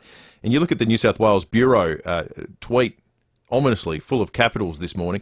Several severe weather warnings for damaging wind gusts, damaging surf have been reissued. Some showers will persist. Heavy rainfall is no longer expected, as has been removed from the warning. Dangerous flooding will continue for coming days. Have a listen to these residents who have just had to deal with a situation that they never imagined. It's the first time I've ever seen it flooded like this. It's wild. It's crazy. It's pretty crazy. It's like amazing the amount of rain that's happened. It just hasn't stopped. It's unbelievable. It's all happened within the space of a couple of hours. I never thought I would see the day that it's flooded in Liverpool. The bin is floating. Car started floating as well. Oh, the car's fully floating. Look at it. Look how fast it's floating. Cairn Street, Bass Hill. Wow, man. Wow. No. Oh, I got cars blocked. But it was just shock that the speed with which it went through certain areas, then the amount of vision there is of cars just floating away speaks to the speed with which the situation changed. There were places that knew it was wet, that weren't expecting the cars to be floating, and they are floating in places not far from Sydney. I think the staggering thing for Sydney-siders is the extent to which it's actually come into town. There's always been issues for people who live in Western Sydney, around Penrith.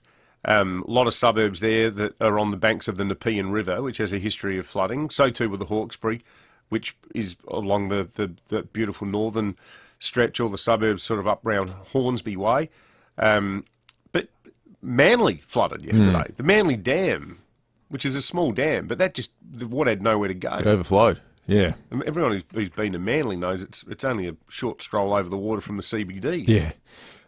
Let's check traffic. Get your tickets before midnight Friday for the Hospital Research Foundation Home Lottery's $2 million early bird prize. Croydon Park got a smash on the north-south motorway near South Road. Jeps Cross, burst water main there, Bridge Road near South Terrace, speeds reduced for outbound, and Theberton got road plates causing a hazard this morning. That's Port Road near George Street, speed currently down to 40 k's. Busy at the moment, St Donald Rabin Drive, Bagot Street to South Road with cameras, Jeff Gott Street, North Adelaide, North-South motorway, Bolivar, and South Terrace in the city. 5 crispy chicken strips for $5 out of Porto. 5 100% crispy chicken strips with a tipping sauce for just $5. Limited time only. Order in store or take away now. Adelaide's most accurate traffic on 5AA. When it comes to AFL, no one has it covered like Rowey Sports Show. The players in the inner sanctum: Rory Sloane, Charlie Dixon, Brodie Smith, and Connor Rosie. And the game's leading experts: Lee Matthews, Graham Corns, Caroline Wilson, Kevin Sheedy, Mark Bickley, and Tim Ginniver. What a goal! Everything AFL in 2022. Only on Rowey Sports Show. Did you know that South Australia can arguably lay claim to some of Australia's most iconic inventions? The Hills Hoist, cask wine, chicken salt, the military tank, and sunscreen, to name just a few. True. And did you know that Automasters can keep you cool this summer with a fully guaranteed aircon service? Absolutely true. So switch and save on aircon, logbook servicing, repairs, brakes and more. Call 1300 Automasters. Great service guaranteed. Every day they tell you their news is local. And every day they bring you news made in Sydney. Watch the news you can trust. Adelaide's 7 News. Made right here mornings, afternoons and 6 p.m. every night. They say the early bird gets the worm. Well, how about a $2 million home? Get your tickets in the Hospital Research Foundation Home Lottery by midnight Friday, and you could live mortgage-free in a luxurious Scott Salisbury home in Somerton Park. Plus, your tickets stay in the draw for the incredible $3 million grand prize. Just 2 days remain. Join the fight and get your tickets at homelottery.com.au. Licence 141133. There's no blueprints to your new custom-built Beechwood home. Well, not yet anyway. But together with Beechwood, it won't take long to turn your ideas into sketches, then drawings, and finally a home you can live a beautiful life in. That's the really exciting thing about building with Beechwood Homes. They'll build the home you want. So collect your thoughts, your ideas, your Pinterest boards, whatever, and let's talk. Because life's good. It's even better in a Beechwood home. When you're gone, who gets your vintage bottle top collection? The cricket bat you scored your first ton with? Or that precious family heirloom that's been handed down from generation to generation? If you don't have a will, you'll never know. Donlan Lawyers specialise in wills and estate planning. From the simplest to the most complex, one thing is certain. You can trust Donlan Lawyers to help protect your wishes. For wills and estate planning, visit donlanlawyers.com. So now you know about the many clever South Australian inventions. You also know how to switch and save with Automasters. Aircon, logbook servicing, repairs, brakes and more. Call 1300 Automasters. Great service guaranteed. We don't just say we're local. We are local. 9 News is made in Adelaide for Adelaide. Cheer up, sleepy Jean. David Penberthy and Will Goodings. 5AA Breakfast.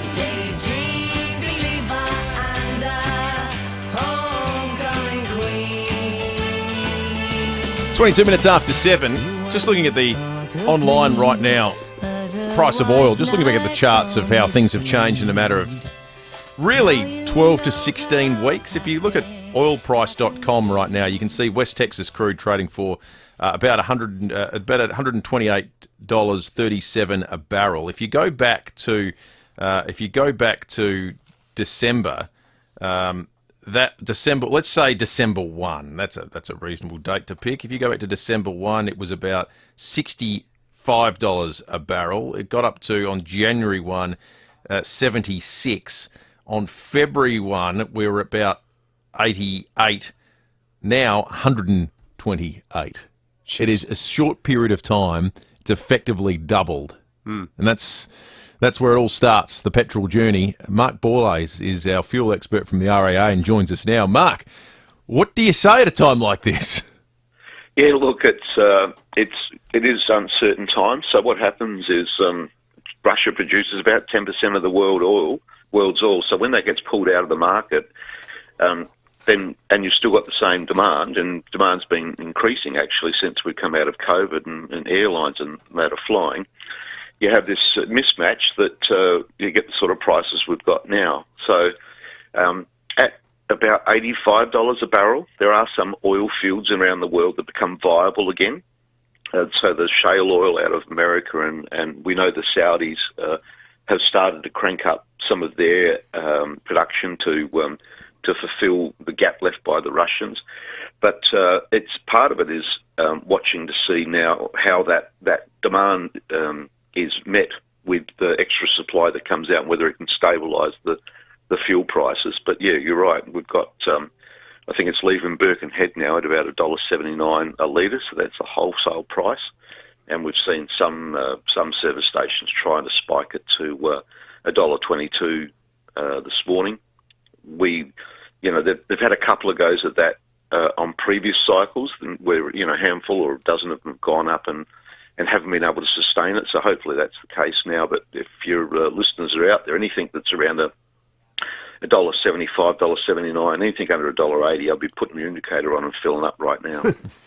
Have you seen any modelling, Mark, about how high it could go? Like, it sort of feels like for the last 5 years, petrol was generally the range has generally been sort of $1.30 to $1.50. Is that about right?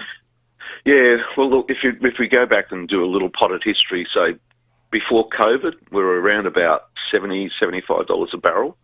During the middle of COVID, when nobody wanted oil because there was no planes flying, it went down to $20. And you might remember, we're getting petrol for under $1. Yeah.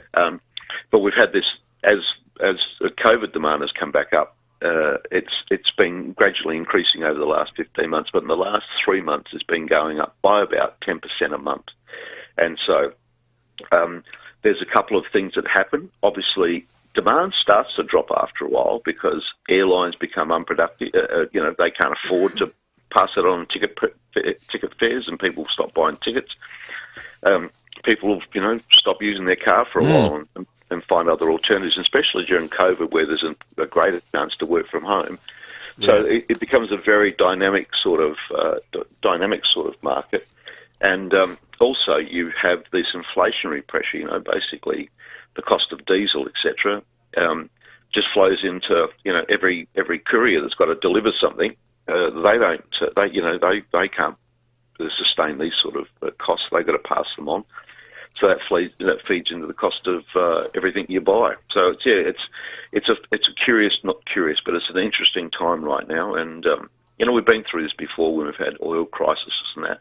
But so far, supply isn't a problem. It's just the price. Mm. Great analysis as always, Mark Borlase, fuel expert with our good friends at RAA. There was a good text before to the point that Mark made at the end of that chat.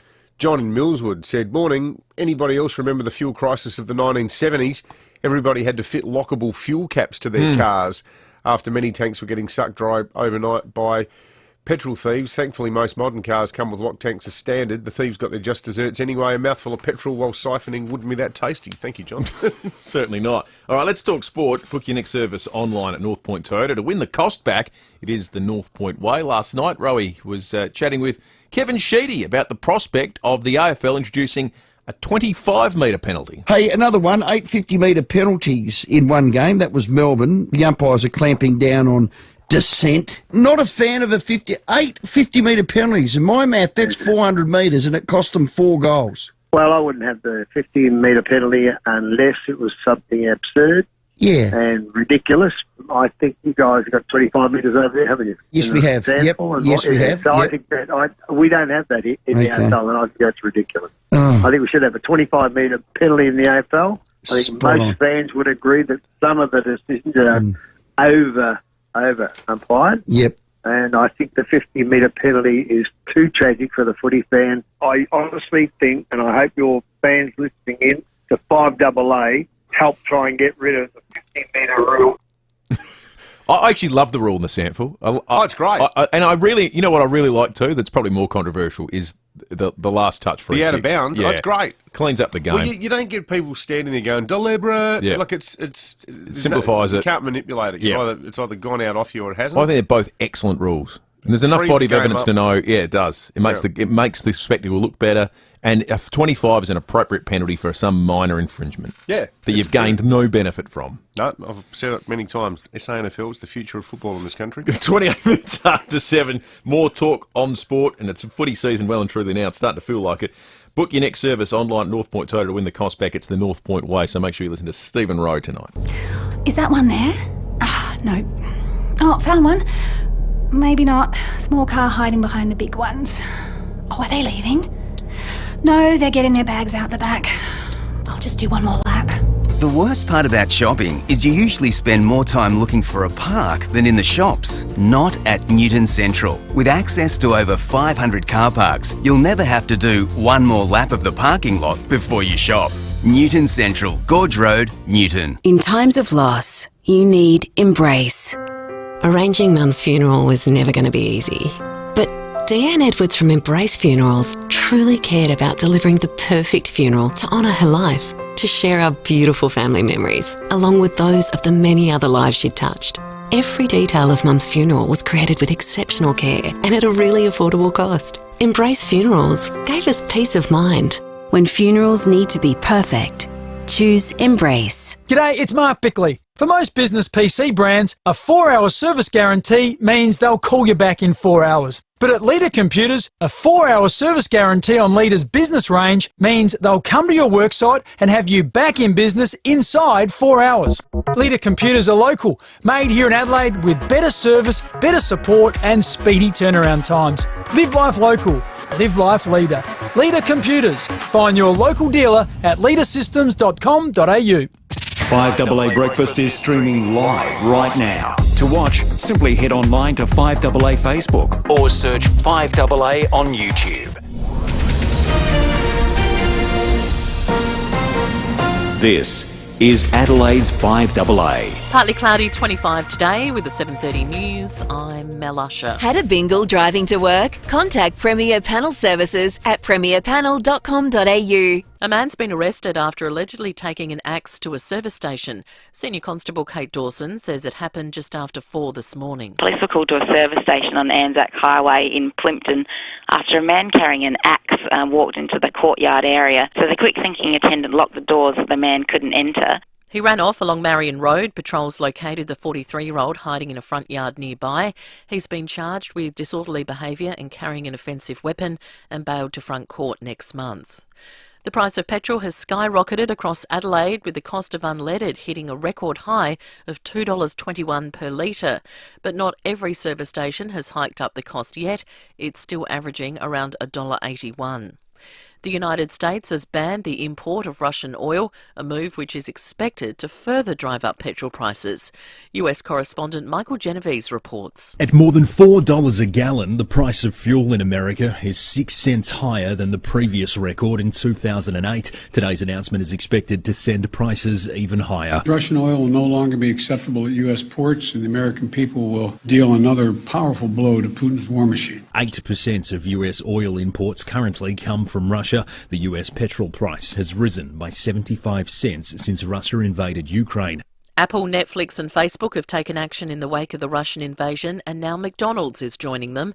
It will temporarily close its restaurants in Russia. The company says their values mean they cannot ignore the needless human suffering unfolding in Ukraine. McDonald's employees in Russia and Ukraine will continue to be paid. Flood-affected parts of northern New South Wales will get a visit from the Prime Minister today. Scott Morrison has been released from COVID isolation after spending 7 days at Kirribilli House in Sydney. He's expected to announce new funding for long-term reconstruction efforts. Sydney is being warned to prepare for a new emergency as the threat of heavy rainfall eases. There is a severe weather warning for damaging wind gusts. New South Wales Deputy Premier Paul Toole is in the Northern Rivers to assess the damage and recovery efforts. He says the rainfall over the Sydney Basin has been astonishing. What we've actually seen since January is about 820 millimetres of rain. I mean, that's twice the yearly average of what we see in Sydney each and every year.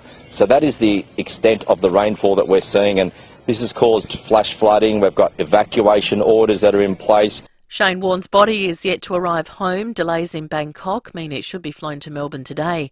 Meantime, details are emerging about the planned state funeral. It's been pencilled in for the 30th of March at the MCG. There are reports good friends, singers Ed Sheeran and Chris Martin from Coldplay could attend. A private service for the Spin King is expected at the end of the week. Now turning to 5AA Sport. All new 2022 Mitsubishi Outlander with 10-year warranty, 10 years capped price servicing at Agostino Mitsubishi. And it's a big day in the footy, Tom Wren. It certainly is, Mel, and that's because it's AFL Captain's Day, which means all the captains from the 18 clubs will front the media as the countdown continues ahead of the season opener next week. Meantime, Crows coach Matthew Nicks believes the side has made a lot of ground this pre-season, and he's told Rowey it's now about adding some class to take the next step. Our training and what we've been aiming for of late is we know we're going to bring contest. So that's as I said before, that's the DNA we've got. That's going to be there. It's now about polishing it up a little. Let's go to cricket, and the first test between Australia and Pakistan has ended in a draw. The game ended with Pakistan at none for 252 in their second innings, meaning the Aussie bowlers only managed to take 4 wickets for the entire match. Aussie captain Pat Cummins says the support, though, from the local fans was incredible. It's been a great week here in Rawalpindi and Islamabad as well. Really appreciate not only the crowds, but the whole city's got around us and helped us out. So it's been a really great experience. Good to be back here after 24 years. Cummins there on Fox Sports. Meantime, the Aussie women have recorded a 7-wicket win against Pakistan. That was at the One-Day World Cup in New Zealand. To soccer, Sydney FC has cruised into the Asian Champions League group stage with a 5-0 win over Filipino side KA FC. And second half action's about to begin in the European Champions League, with Liverpool and Inter still locked at 0-0. While Bayern Munich has all but assured its progression into the quarterfinals, currently 4-0 up against Salzburg.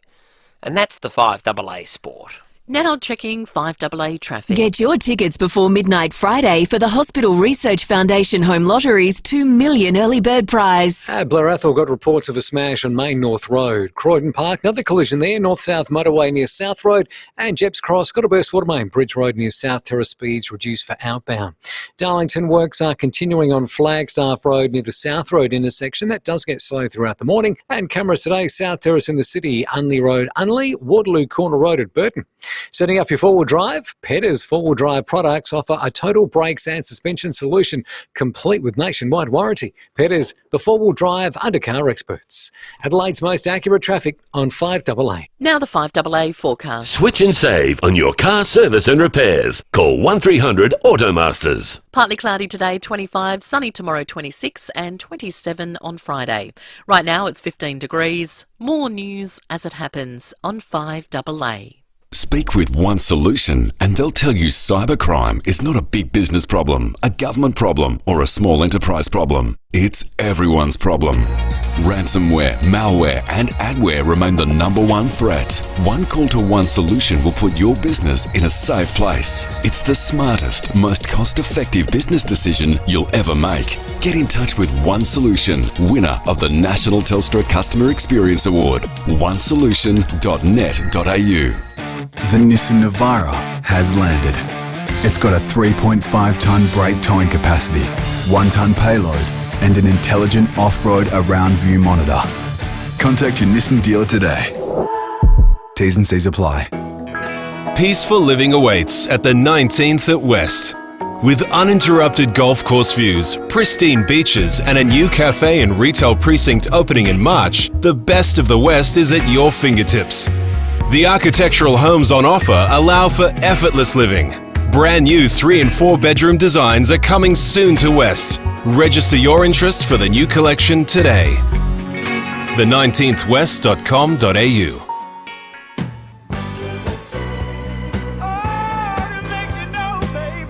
David Penberthy and Will Goodings. 5AA Breakfast. 12 minutes to 8. John Blake on the way before 8 o'clock. Then after 8 today, we'll have an election wrap. Then we switch our focus to the federal sphere. Penny Wong will join us after 8:30. South Australian Senator, leader of the Labor Party in the Senate. And of course, in the context of what's going on in the world this morning and in the last couple of weeks, interesting her perspective as the shadow Foreign Affairs Minister as well. Let's turn our attention to a man who's always interesting and brings us today a conversation that's really sort of the intersection of his usual remit and politics, because it's kind of unavoidable at the moment in the midst of an election campaign. It's Sean Fuster, thanks to Crime Stoppers and Police Credit Union, supporting better communities. crimestoppersa.com.au. Sean, good morning to you. Thanks, Daniel. No, wait, hang on, you're not Daniel. What am I doing in the 5AA studio? You're It's in. not just lawful. What's going on? Well, the first time in, I reckon it was November, would have been the last time you're actually physically in. I must have slept walk here under complete and utter automatic pilot. Wow. It Feels is. great to physically see you guys. It's nice having people back in, we've got to say. It's Yeah. been, it felt alien. I think you might be the third human being that's come in. We've had Matt Abraham, Julie Bishop, Sean Julie Fuster. Bishop. Yeah, that's it. And, you know, to see a Prior to face that, across the the boards that's not Daniel is quite interesting as well. Yeah. I don't know whether I can say it's refreshing, but... Well, it depends Well, if I he's listening spruced or not. myself up after copping some very negative feedback from viewers on the live stream yesterday about my appearance. I've actually shaved. Yeah, I noticed that. Yeah. I thought I was... Don't be bullied. Looking a bit slovenly. Don't be bullied. No, we're here to serve, Will. Okay. I think if you just took it as feedback as I did, opposed to... Yeah, I took it as constructive criticism. Okay. You know who else is here to serve? You.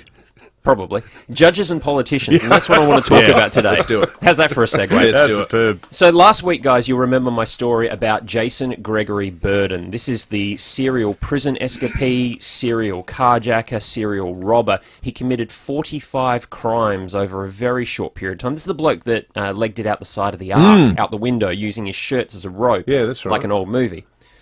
The district court said in sentencing that he deserved a 45-year prison term. If you took every crime he committed, added up all the sentences together, you'd get 45 years.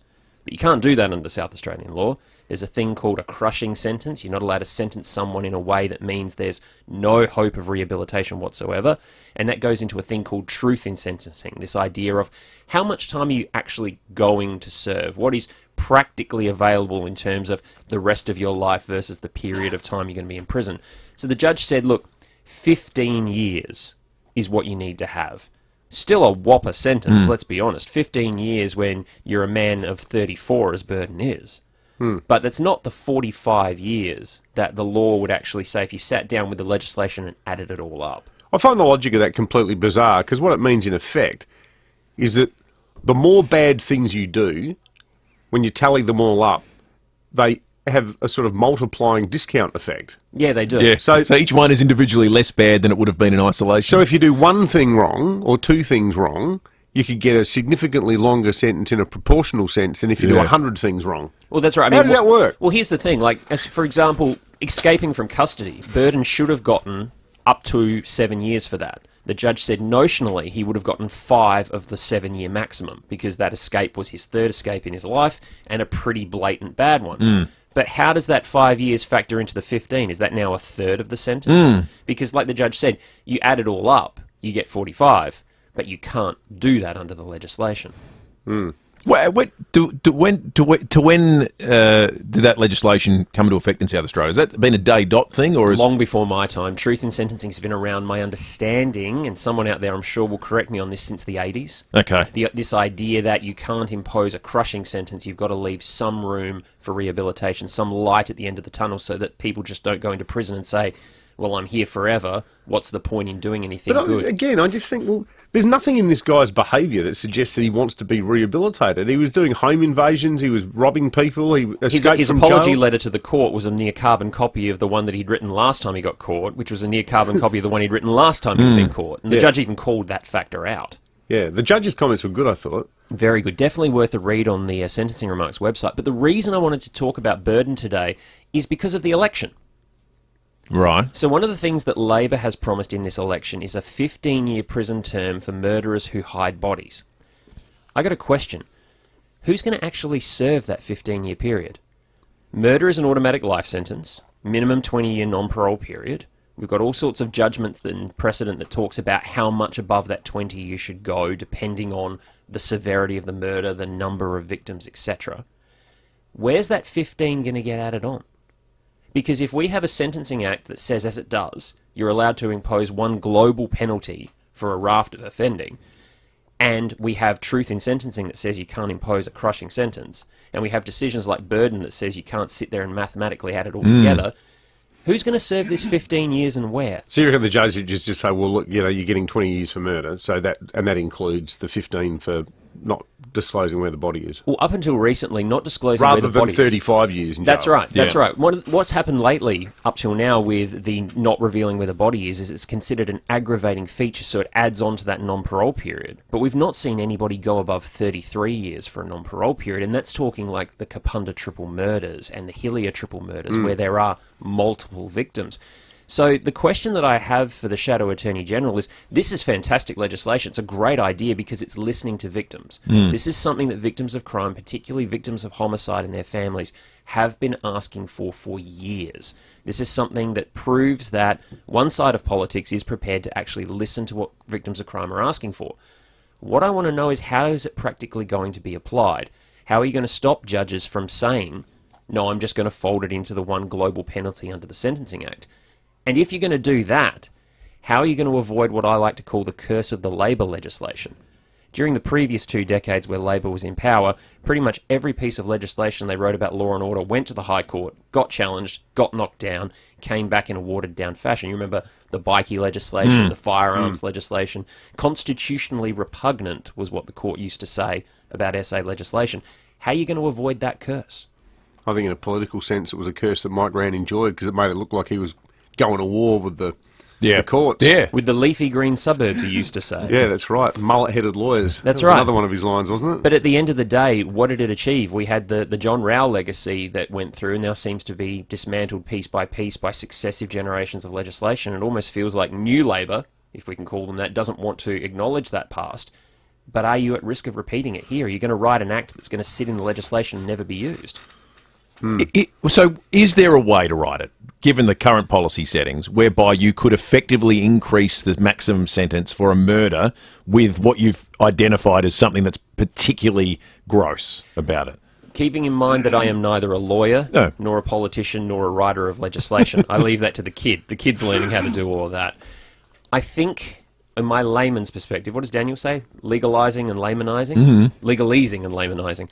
I think you'd have to look at the aggravating circumstances area and say, can you create a form of murder that is involving hiding a body, doing this, doing that? But then are you leaving it at risk of some clever lawyer out there saying, well, the aggravating feature, Your Honour, is that there are 2 victims here, so it shouldn't be a 33-year sentence, it should only be a 27-year sentence, because we're in aggravating features now rather than... are you opening the door to loopholes galore? Excellent stuff. As always, Sean, great to see you in here physically. Thanks, guys. In living, human, breathing form. Now, for just lawful fans as well, you got the weekend off. Yeah, we've been preempted by the soccer this weekend, Right. unfortunately, but I'm sure the game will be absolutely fantastic, he says, knowing everything that he knows about soccer. But we'll be back again Sunday week with the continuing coverage of Secrecy in Adelaide. Good stuff. Looking forward to it. Good on you, Sean. Great to have you back in the studio. Thanks, guys. Let's check traffic. Get your tickets before midnight Friday for the Hospital Research Foundation Home Lottery's $2 million early bird prize. Thanks, Will. Jebs Cross got a burst water main Bridge Road near South Terrace. Speeds reduced for outbound there. Theberton got road plates causing a hazard. Port Road near George Street. Speeds reduced down to 40 at the moment. And Darlington works are continuing on the Flagstaff Road upgrade. It's near the South Road intersection. Does get pretty slow throughout the morning. Cameras, Jeff Gott Street, North Adelaide, Main North Road, Mawson Lakes, and Osmond Terrace at Norwood. Price Lane Pharmacy's 3-day sale is on now with half-price makeup plus save 40% on selected skincare. Hurry, ends Thursday. Terms and conditions apply. Adelaide's most accurate traffic on 5AA. Labor's reckless spending spree is a big risk to your future and your hip pocket. Labor aren't being upfront about how they'll pay for billions of dollars of election announcements. And when Labor spends big, it's South Australians who always pay the bill. Why risk cuts to services and higher charges driving up your household bills? Why risk your future by going back to Labor? Authorised by S. Meldrum, Liberal Party of Australia, SA Division only. 5AA's Tech Talk with your host, Adelaide tech guy Richard Pascoe. Thanks to Harvey Norman Computers. Do you need an amazing lightweight laptop for home, work or uni? A powerful notebook to make your day even easier? Harvey Norman and Acer have the answer. Introducing the new Acer Swift 3 with the latest Intel Evo i5 CPU, 8GB of RAM, 512GB of storage. With that sort of power, you would think the laptop will be heavy, but the Acer Swift 3 is extremely light, only weighing in at 1.2 kilos. On top of this, it has a full HD 14-inch screen, wireless connectivity and Bluetooth. This slick-looking laptop will look great in the home, the classroom or the cafe. Head into your local Harvey Norman store now and pick up the latest Acer Swift 3 starting from $894. Check out this great offer at 5AA.com.au. Thanks to Harvey Norman Computers. The Barossa Valley is a place where things mature well and the locals really appreciate good vintage, which is why it makes sense to make the vine change and call the Barossa home. Barossa Village in Anguston, Tanunda and Nuriutpa gives you the retirement lifestyle you deserve. 1, 2 and 3 bedroom homes are now available in safe connected communities under an hour from the city. Mature well and let it breathe at Barossa Village. Find out more at barossavillage.org. If you're going to test drive a new car, taking it around the block a few times isn't enough. Take a proper test drive at Jarvis Toyota Clovelly Park. The all-new Land Cruiser 300 boasts enhanced luxury and technology, making it a pleasure to drive both on and off-road. With a brand new 3.3-litre twin-turbo V6 diesel engine, it's the most powerful diesel Land Cruiser yet. Rediscover the road and take a proper test drive in the new Land Cruiser 300 at Jarvis Toyota, South Road, Clovelly Park, proudly celebrating 20 years of great deals. 5AA Breakfast is streaming live right now. To watch, simply head online to 5AA Facebook or search 5AA on YouTube. David Penberthy and Will Goodings, 5AA Breakfast.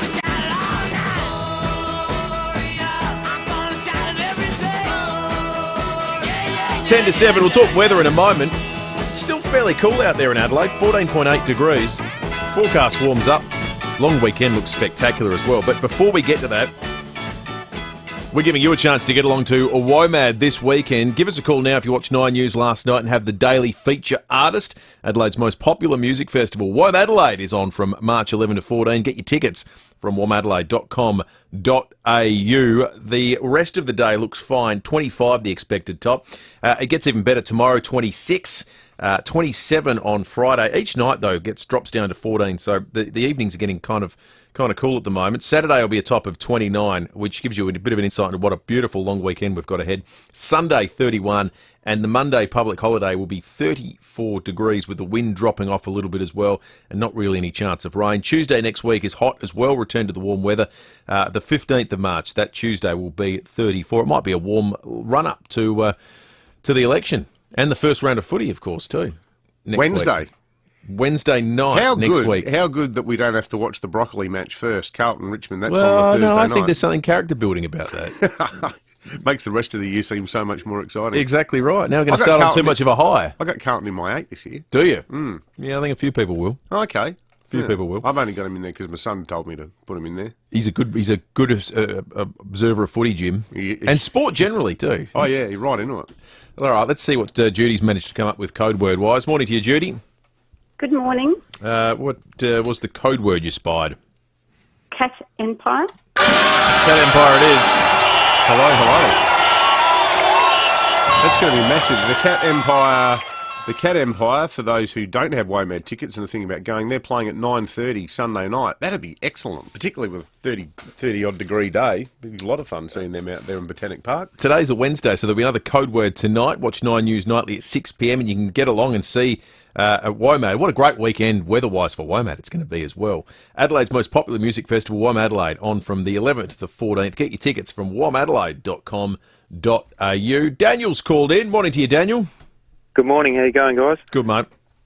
That's the idea. Hey, I just thought I'd ring in. I've been listening to you this morning and over the weekend with all this stuff happening in Russia and the floods and whatnot. I'm a carpenter and general builder, and I just think this whole thing is really, well, especially more so with the floods, is going to cripple the building industry, just trying to get materials and that. A lot of our gyprock and everything's made in Queensland.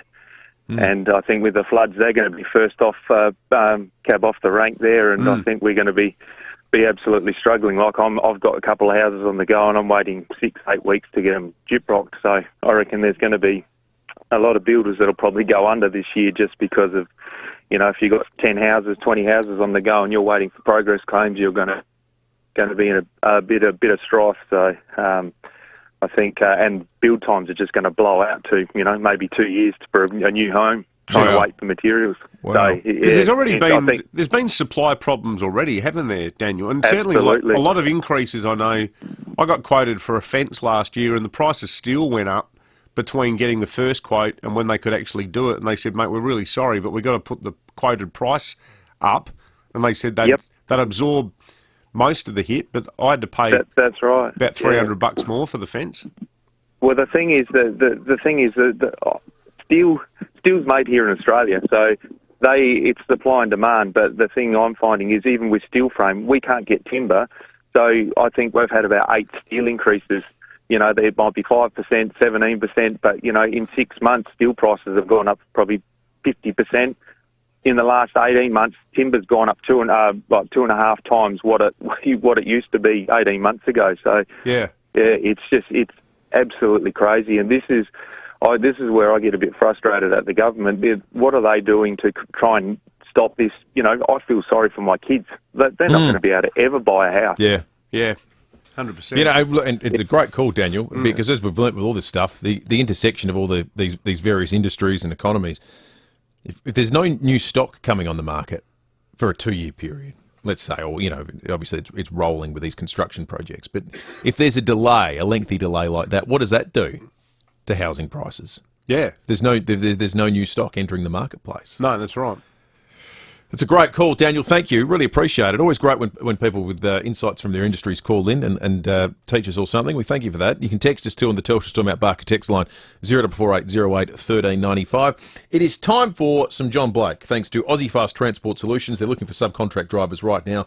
Call 13 13 64. That's 13 13 64. The Office of the Premier of South Australia, the Honourable Stephen Marshall. Yes, Julian. Morning, caretaker Premier. Oh, don't call me that. Sorry, lame duck Premier. Would you like a cuppa? Yes. I'll bring it in. Right, thanks. Now, I brought this in too because I thought you could use it at a press conference to make fun of Malinauskas. What is it? Well, I wasn't thinking quite straight, so I thought you could make fun of this hydrogen power plant idea by taking this cylinder along and breathing it so you would sound like... like this, and then you could say how Peter Malinowskis sounds stupid when he talks about a hydrogen power station, but then I suddenly remembered... That's helium, not hydrogen. It's helium, not hydrogen. Oh, Yes, what that did you- makes your voice go funny. Yeah. So that's no good. But then I thought, well, hydrogen is really explosive, which is why it's good for running power stations. But I thought maybe you could turn up to the press conference dressed as the Hindenburg. Oh, Julian. Which should have been filled with helium, but the United States had all the helium in 1937 and wouldn't give any to Adolf Hitler. So the Germans had to use hydrogen, and it blew up. Yes, that's right. I think you've been breathing too much of this stuff. And I can stand in the background at the press conference, and every time you mention Malinowskis, I can yell out, "Oh, the humanity!" That's ridiculous. Go away. There's nothing ridiculous about me, Premier. Actually, that's funny, isn't it? Let me have something. All right, I shouldn't encourage it because it can be dangerous, but go on, I want to hear what you sound like. Our policies make economic sense for a stronger South Australia, so vote for your Liberal candidate. You see, you'd get a lot of laughs if you did that at a press conference. No, I probably shouldn't risk it. Oh, go on, what have you got to lose? Excuse me. Nice one, Julian. Oh, the humanity! More from John Blake coming up after 8:30 when we go behind closed doors. Our election wrap is coming up after 8. Bit to talk about on the policy front, but also it feels to me like we're getting to the dirty tricks part of the campaign as well in these last 2 weeks. There's a bit of evidence that people are digging into the bag of nasty, and we'll talk about that after 8 o'clock as well. 8223 0000 is the number. You can text us on the Telstra Store Mount Barker text slide. Really interesting stuff about the flow and effects of petrol price increases and what we're seeing with the oil sanctions and energy sanctions on Russia. We just had the call there on the building industry. Text now. We heard builders are offering customers up to $30,000 to leave the contract because they won't be able to build it for the agreed price. So builders willing to take a $30,000 hit because it's better than what they'll lose on building it with the agreed price contracts. I wonder if there's anyone listening who's trying to build a house at the moment that's been made one of these sorts of offers. What are you being told about your new build? We'd really like to hear from you. 8223 0000. Back with more in just a moment. Fuel prices are hurting. Labor and Liberal are deaf to your pain. I'm Rex Patrick, your independent senator for South Australia. I hear you. Support me to half the fuel tax. With your voice, I can get action in federal parliament. I kept the bastards honest on robo-debt, I've fought to retain jobs in SA, and now I'm fighting to lower fuel prices for you. Visit rexpatrick.com.au to sign our petition. You can make a difference. Authorised by Rex Patrick for the Rex Patrick team, Walkerville. Hello, I'm Lynn Andrews. At Lynn Andrews Real Estate, we've seen a lot of change in the property market over the last 50 years, but one thing remains constant: our passion to help people invest in the future. To build strong property portfolios in commercial and residential real estate. Our commitment to property investment over the years means we have a wealth of knowledge to share with you. We are here to help. Visit lynandrews.com.au. At Fairmont Homes, we're excited to provide you better value than ever. Build now with Fairmont and receive luxury kitchen and bathroom upgrades, plus free air for no extra cost. And now for just $3.5K, choose from higher ceilings, solar or SmartStone bench tops. For more information, visit fairmonthomes.com.au. Fairmont Homes are built for life. Down to South Australia. T's and C's apply. Good schnitzels are everywhere, but it's hard to find a schnitzel so big, crunchy and tasty. Survivors have warned, whatever you do, don't eat the day before. St Kilda Beach Hotel schnitzels are cut by the resident butcher. They're rolled in the crispiest crumbs, then deep fried to perfection, all in-house. Take the kids to St Kilda Playground, then cross the road to the St Kilda Hotel for the schnitzel of a lifetime. There's a table waiting for you at the St Kilda Beach Hotel. We don't just say we're local, we are local. 9 News is made in Adelaide for Adelaide.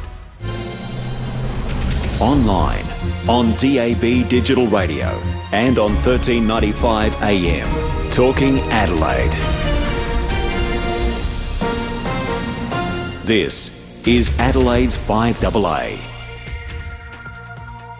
Partly cloudy, 25 today with the 8 o'clock news. I'm Mel Usher. Had a bingle driving to work? Contact premierpanel.com.au. RAA approved crash repairer. Some of the biggest names in music are considering heading to Australia to attend friend Shane Warne's state funeral. Christina Hearn reports from Melbourne. While the details are yet to be finalised, March 30 is shaping up as the most likely date for Shane Warne's state funeral at the MCG.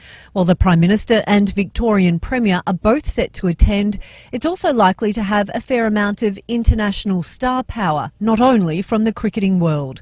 The King of Spin was good friends with both Coldplay's Chris Martin and Ed Sheeran, and both are reportedly weighing up whether they can travel to Australia for the funeral. If not, they could send a video message. A private service for family will be held first, most likely next week. A man has been charged after allegedly turning up to a Plympton service station with an axe. The 43-year-old walked into the courtyard area at the Anzac Highway site just after 4 this morning. The console operator locked the doors and called police. The man ran off along Marion Road but was located in a front yard nearby. Petrol has climbed to prices not seen across Adelaide before. Some servos have lifted it above $2.20 a litre amid international uncertainty. Mark Borlase from the RAA has told David and Will it comes back to supply and demand. Part of it is watching to see now how that demand is met with the extra supply that comes out and whether it can stabilise the fuel prices. But I think it's leaving Birkenhead now at about $1.79 a litre, so that's a wholesale price. If your listeners are out there, anything that's around $1.75, $1.79, anything under $1.80, I'll be putting your indicator on and filling up. Meantime, the US is banning the importation of Russian oil and gas following its invasion of Ukraine. Russia produces about 10% of the world's oil. Ukraine is vowing to fight back against Russia. Ukrainian President Volodymyr Zelensky has addressed the British Parliament. Speaking through a translator, he took inspiration from Winston Churchill. We will not give up and we will not lose. We will fight till the end, at sea, in the air. We will continue fighting for our land, whatever the cost. We will fight in the forests, in the fields, on the shores, in the streets. Floodwaters are peaking again in Sydney's hard-hit northwest, with multiple evacuation orders in place and waters exceeding levels reached last year. Lauren Tomasi reports from Windsor. Evacuation orders are in place for McGrath's Hill and Mulgrave in Sydney's northwest. The suburbs warned they will be isolated by floodwaters. The SES has had to use flood rescue boats to assist multiple residents out of the area, with multiple roads now cut off. Major flooding is occurring at North Richmond, Windsor, Sackville, Lower Portland and Wiseman's Ferry, with flooding in those areas now exceeding last year's levels. At Windsor, rising floodwaters have now swallowed the Windsor Bridge, with warnings the river is still yet to peak. It's expected to hit 14.2 metres by midday. Prince Andrew has paid his financial settlement to his accuser, Virginia Giuffre. Court documents have been filed calling for the civil sexual assault action to be dismissed. The amount paid by the 62-year-old has not been disclosed, but it's believed to be in the millions of pounds. Now turning to 5AA Sport. All new 2022 Mitsubishi Outlander with 10-year warranty. 10 years capped price servicing at Agostino Mitsubishi. Here's Tom Wren. Thank you, Mel. There is a push for the AFL season opener to be a grand final rematch every year. The Western Bulldogs and Melbourne will launch the 2022 season next Wednesday. Dogs CEO Amit Bains has enjoyed the build-up and hopes it becomes a lasting tradition. There's obviously a lot of interest in what comes next when the two teams from Grand Final Day play, and I think even being on the other side of that, I suppose, where you're the runner-up and obviously have to witness the unfurling of the premiership flag and some of the deserved celebrations that go with it. Notwithstanding those things, I think it'd be a great tradition to introduce. Still on footy, North Melbourne and St Kilda have signed experienced players ahead of today's AFL list lodgement deadline. Ex-Adelaide forward Tom Lynch joins the Kangaroos, while ex-Port defender Jared Leonard commits to the Saints. To cricket now, Pakistan has batted out the day to see the first test result in a draw in Rawalpindi. Iman-ul-Haq posted twin centuries for the home side. Alyssa Healy, meantime, has made 72 in the women's side's 7-wicket victory over Pakistan. That's at the One Day World Cup in New Zealand. To soccer now, there's about 20 minutes to play in the European Champions League action this morning. Inter now leading Liverpool 1-0, while Bayern Munich is 5-1 up against Salzburg. Ben Simmons will sit on the Brooklyn Nets bench for Friday's clash against former team Philadelphia, but is still out of action due to back soreness. Alexander Zverev has been handed a suspended 8-week ban from the ATP Tour for smashing an umpire's chair with his racket in Mexico. It means he's free to play at the Miami and Indian Wells Masters. And Tiger Woods will be inducted into the World Golf Hall of Fame tomorrow morning our time. Woods has chosen his daughter Sam to induct him at the ceremony. And that's the 5AA Sport. Now checking 5AA traffic. Get your tickets before midnight Friday for the Hospital Research Foundation Home Lottery's $2 million early bird prize. Look out for a burst watermain this morning. That one's at Jeps Cross, Bridge Road near South Terrace. Got speeds reduced for outbound. Theberton road plaques are causing a hazard today. That's Port Road near George Street. Speeds down to 40. And O'Halloran Hill, look out for Works Majors Road near the Southern Expressway. It's affecting both directions. Busy 5 Ash Drive, Painter Street to Boothby Street with cameras McGill Road, McGill and Osmond Terrace, Norwood. When you're sweltering in the heat and humidity, there's only one thing you need to remember. When the temperature hits you, just get a Fujitsu. Search Fujitsu today. It's Australia's favourite air. Adelaide's most accurate traffic on 5AA. Now the 5AA forecast. Make sure you and your car stay cool with aircon and cooling services. Call 1300 Automasters. A partly cloudy day on the way with a top of 25. Sunny tomorrow 26. Friday cloud clearing and 27. Right now it's 15 degrees. More news as it happens on 5AA. David Penberthy and Will Goodings. 5AA Breakfast.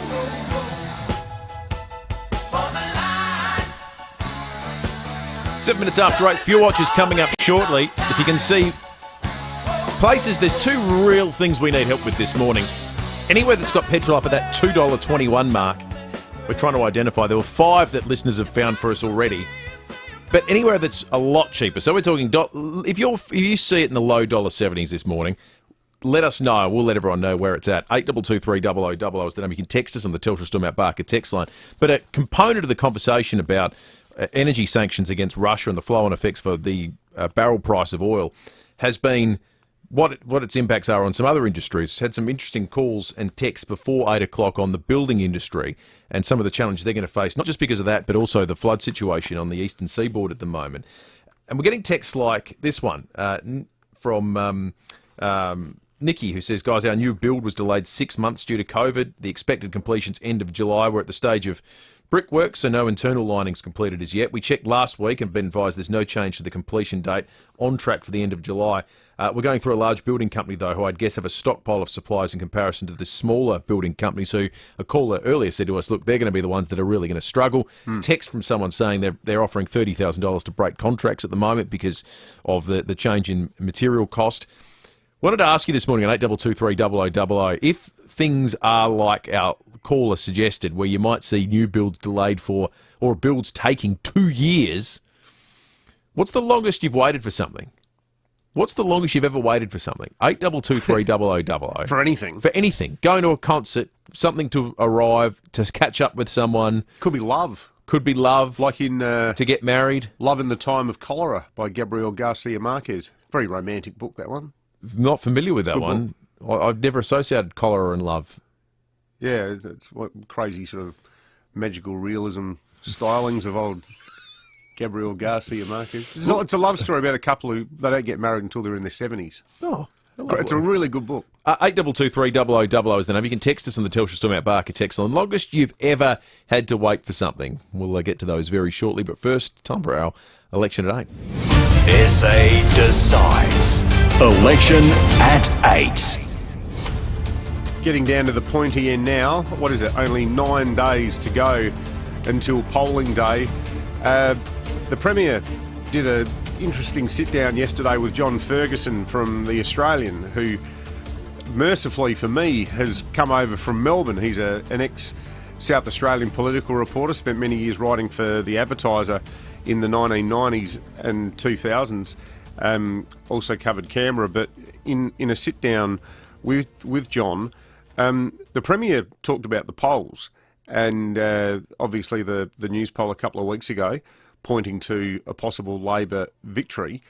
The Premier said, obviously the polls are tight. Everybody would like to be 60-40 up with 10 days to go, but that is not the reality very often. He said, I think the election is going to go down to the wire. And he also said that he thinks that the Liberal Party will win the election on Saturday week. I had a chat yesterday to Nick Xenophon, who this time 4 years ago was still positioned as a potential kingmaker. It was wobbly at this point. No, as a kingmaker, you're right. But remember at the start of the campaign, he had a third of the primary vote. He was preferred premier. Yeah, there was a chance they could form government. Nick made some pretty robust criticisms of the Liberal campaign. He described it as insipid.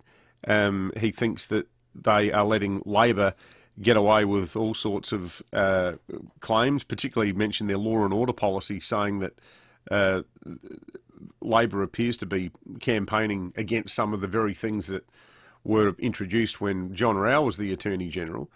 He made a very good point, I thought, about how the Libs had been too slow to sell the benefits of the entertainment centre, and said that, given that that was a key feature of last year's budget, from the get-go there should have been passion and excitement about it. He said that instead he felt that they'd let Labor bash them over the head with it, and he said the stadium is hurting them because the contrast with health resonates with voters.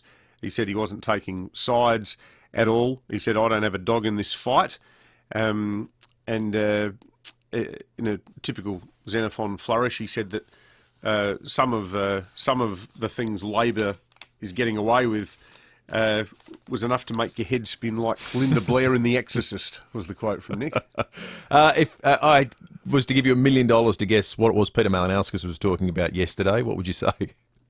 Ambulance ramping? This is unacceptable in a first world country. And I'm getting a little bit frustrated, and I think South Australians are getting a little bit sick and tired of having a Premier trying to tell South Australians that it's all under control and there's nothing to see here. Dangerously on message, you might say, Peter Malinauskas at this point of the campaign. Stephen Marshall, the Premier, was making announcements with regard to, it was an International Women's Day yesterday, of course, and to encourage young women into STEM subjects. We want to see more young women going into jobs, rewarding jobs in defence, in space, in cyber, that just simply weren't available under the previous Labor government. And notice too that we've gotten to the stage of the campaign where all the sort of the dirty tricks are starting to be emptied out a little bit. I've just done a little bit of a look in the last 24 hours. We've had the warning about the ambulance officer appearing in election advertising, who is for all intents and purposes a public servant who isn't meant to be participating, but is the kind of person politically you don't want to really target in a campaign as them being an ambulance officer who, frankly, cares about saving people's lives. They're a very sympathetic figure. You don't want to go after them. So I think it behooves Labor to make it known that that person's had their case referred to the public service ombudsman. We had the Libs pointing out the miscalculation of the hydrogen power plant this morning, $150 million, sort of targeting the costings is a very pointy end of the campaign style attack point. And also the Rachel Sanderson staffer being photographed with a little bit of, iPhone camera for being out and about campaigning as someone who, is paid by the taxpayer and shouldn't be doing what's considered political work.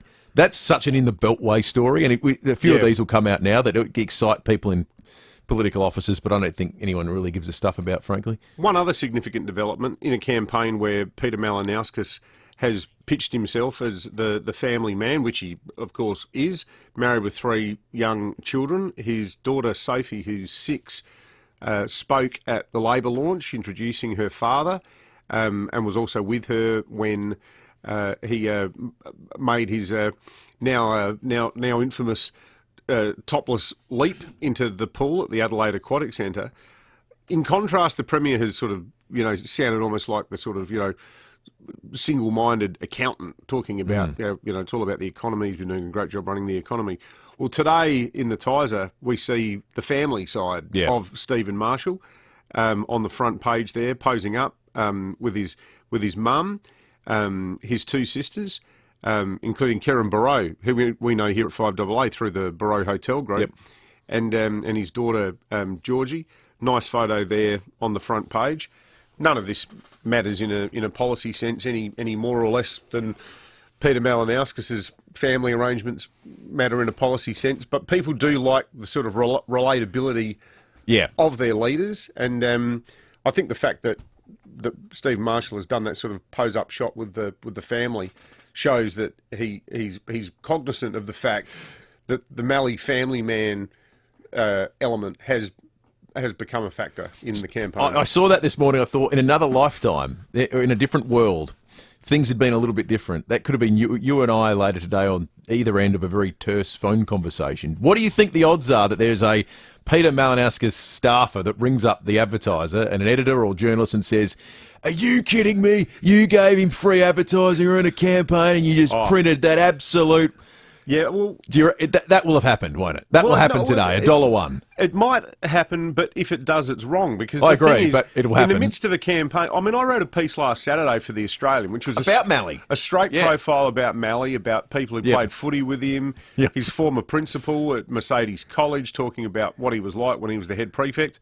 It's just part of the political process. And totally. If you're gonna write something about someone's family or their personality and who their influences are and who their mentors are and what their teachers thought of them, you're never going to write a piece where you say, let's ring 10 people who hate their guts. Yeah. You know, and do it that way. Those profiles tend towards the softness, but it doesn't matter as long as everyone's getting an even exactly go. right. And there's been plenty of Malley coverage in the paper. Oh, there was some very gentle topless coverage of Malley in the paper. But it's a conversation that'll happen today, isn't it? Yeah. You know, one thing he's been doing under the radar, apparently once a week, or more than once a week, once or twice a week, he has a counter meal with his wife, Belle, and their kids in a pub in a different seat. Like he did it last Thursday out in Golden Grove. And things like that, you know, that's the sort of word you want to get around in those seats that they have to win. But yeah, you know, it is all certainly starting to get very real. All right. That's the action wrap. Lots of the conversation outside that this morning has, of course, been about the price of petrol. It's a conversation going on right around the world and was front of mind when we spoke with Vincent McAviney, our London correspondent, just after 6:30. It's going to propel the speed, I think, of development of renewables on this continent incredibly quickly. But in the short term, they still don't want to be in a situation where European economies are, you know, having rolling blackouts, going back to what Britain had in the 1970s, where you had, you know, a shorter working week because of problems in the fuel system. I know this one will excite you, David. Whilst we've been on the program this morning, and I know you would have stayed up all night otherwise if you didn't have to be here. The CEO of Apple, Tim Cook, has launched a brand new product. Welcome back to Apple Park. Thank you for joining us for our first event of 2022. Today we have some great announcements to share. We've been working hard to deliver new products and services that help you stay connected, productive, and entertained. First event of the year, they announced a new computer, actually. It's a significant one in the Apple line. The Mac Studio is what it's been called, although colloquially it's already been referred to now as the Big Mac. It's Does it come with special sauce? It's a new desktop computer. Now I want a Big Mac. Sorry about that. Pavlovian. Now, either way, Big Mac, I have to buy one. I'm having a Big Mac for lunch today. Cheaper than the new Mac Studio will be. It's a new line of desktop computer, which hasn't been something that Apple have been keen to develop in that space. They prefer portables and laptops and other things. So this is a desktop computer. Remember when desks existed? Yeah, that's right. Hey, I tell you what, never go to the West Terrace McDonald's if you want to get a Happy Meal for your kids. They could forget stuff. If forgetting stuff was an Olympic sport, the West Terrace McDonald's would win gold every time. Would it? Oh, anyway, I'm just throwing that out there. The Mac Studio starts at $5,497 with the M1 Ultra chip that they announced as well. $5,500 for a computer is, for professional use only, I'd suggest. Apple really is such a cultish business, isn't it? Like the way all those dweeby people with their black skivvies stand there breathlessly fetishising these new products. It's just a computer. Well, let's not get that excited about it. This is you want to be excited for paying $5,500 for a computer, I reckon. I'll say. I thought that cost about $1,500. You can get a MacBook Air probably for I got one around that price point, which would do 95% of things everyone would want to do. 99 probably for most normal people. This is clearly for high end developing, video editing, graphic stuff. Yeah. I can't even find the words because I don't know. Frankly, I don't know. and I don't care. I do care about what's happening in Sydney at the moment. Here's the latest on the ground. Major flooding is occurring at North Richmond, Windsor, Sackville, Lower Portland and Wiseman's Ferry, with flooding in those areas now exceeding last year's levels. At Windsor, rising floodwaters have now swallowed the Windsor Bridge with warnings the river is still yet to peak. It's expected to hit 14.2 metres by midday. Yeah, courtesy of 9 News, that's the situation northwest Sydney, which is concerning, as we mentioned right at the start of the program this morning. 800 mils since the start of the year Sydney has had, which you go back to Adelaide's sort of the peak we get is around 800 mils. We get 560 odd each and every year. 800 to be sort of all-time record for 12 months. They've had it in, what are we at, 9th of March, just over 12 weeks. It's just a remarkable situation there at the moment. We've got a text from someone, and we need to independently vet this. But the suggestion that they gave to us is there's 150,000 cars that are about to be written off. 150,000? And I can't believe it's that many. But we'll try and find out for you. It's a vast area. It is. It's a hugely populated area we're talking about. What will that do at a time when people are waiting weeks and months to get cars? No, not weeks. I was in the process of buying a new car in the last couple of weeks. The vast majority of dealerships you go to and the vast majority of cars will say 8 to 10 months at the moment. Jeez. Yeah, it's staggering. All right, let's check traffic. And when we return, we're going to get some of these wonderful texts and calls we've got for things that you've waited the longest for, because it might be like cars, might be like homes. Hell, based on the price of petrol today, it might be like listening to waiting to fill up your car. What's the thing you've waited the longest for? 8223 is the number. We'll get to those in a second. Let's check traffic. Get your tickets before midnight Friday for the Hospital Research Foundation Home Lottery's $2 million early bird prize. Keep your eyes out for a burst water main this morning. This one's Jeps Cross. It's Bridge Road near South Terrace. Speeds reduced there. Theberton, road plates causing a hazard this morning. Port Road near George Street got speeds at 40. And Darlington, works on the Flagstaff Road upgrade are continuing near the South Road intersection. That does get pretty busy throughout the morning. Busy right now, 5 Ash Drive, Painter Street to Boothby Street, with cameras Cavan Road, Dry Creek and Jeffcott Street, North Adelaide. Battery World has been powering Australians for 25 years, from camping and boat batteries to 4x4 and car batteries. Visit your local Battery World today. Adelaide's most accurate traffic on 5AA. Rowey's Sport Show. Kevin Sheeds, welcome back. Hey, 850-metre penalties in one game. That was Melbourne. The umpires are clamping down on dissent. I think we should have a 25-metre penalty in the AFL. I hope your fans listening in to 5AA try and introduce a 25-metre rule in the AFL. 4 p.m. weekdays. That's what your fans and the club over there should do. All right, we might lead the charge with Making commitment to it. Done. Rowey's Sport Show on 5AA. Fuel prices are hurting. Labor and Liberal are deaf to your pain. I'm Rex Patrick, your independent senator for South Australia. I hear you. Support me to half the fuel tax. With your voice, I can get action in federal parliament. I kept the bastards on us on robo-debt, I've fought to retain jobs in SA, and now I'm fighting to lower fuel prices for you. Visit rexpatrick.com.au to sign our petition. You can make a difference. Authorised by Rex Patrick for the Rex Patrick team, Walkerville. Speak with One Solution and they'll tell you cybercrime is not a big business problem, a government problem, or a small enterprise problem. It's everyone's problem. Ransomware, malware, and adware remain the #1 threat. One call to One Solution will put your business in a safe place. It's the smartest, most cost-effective business decision you'll ever make. Get in touch with One Solution, winner of the National Telstra Customer Experience Award. onesolution.net.au. At Fairmont Homes, we're excited to provide you better value than ever. Build now with Fairmont and receive luxury kitchen and bathroom upgrades, plus free air for no extra cost. And now for just $3.5K, choose from higher ceilings, solar or SmartStone bench tops. For more information, visit fairmonthomes.com.au. Fairmont Homes are built for life. Down for South Australia. T's and C's apply. Don't just get a forklift, get a Toyota forklift. When you need a forklift, don't just get a forklift, get a Toyota forklift. Get the world's #1 forklift brand. Get legendary Toyota reliability. Get world-leading safety and get it from toyotamaterialhandling.com.au. Get the Toyota Forklift Advantage. For sales, service and hire, Get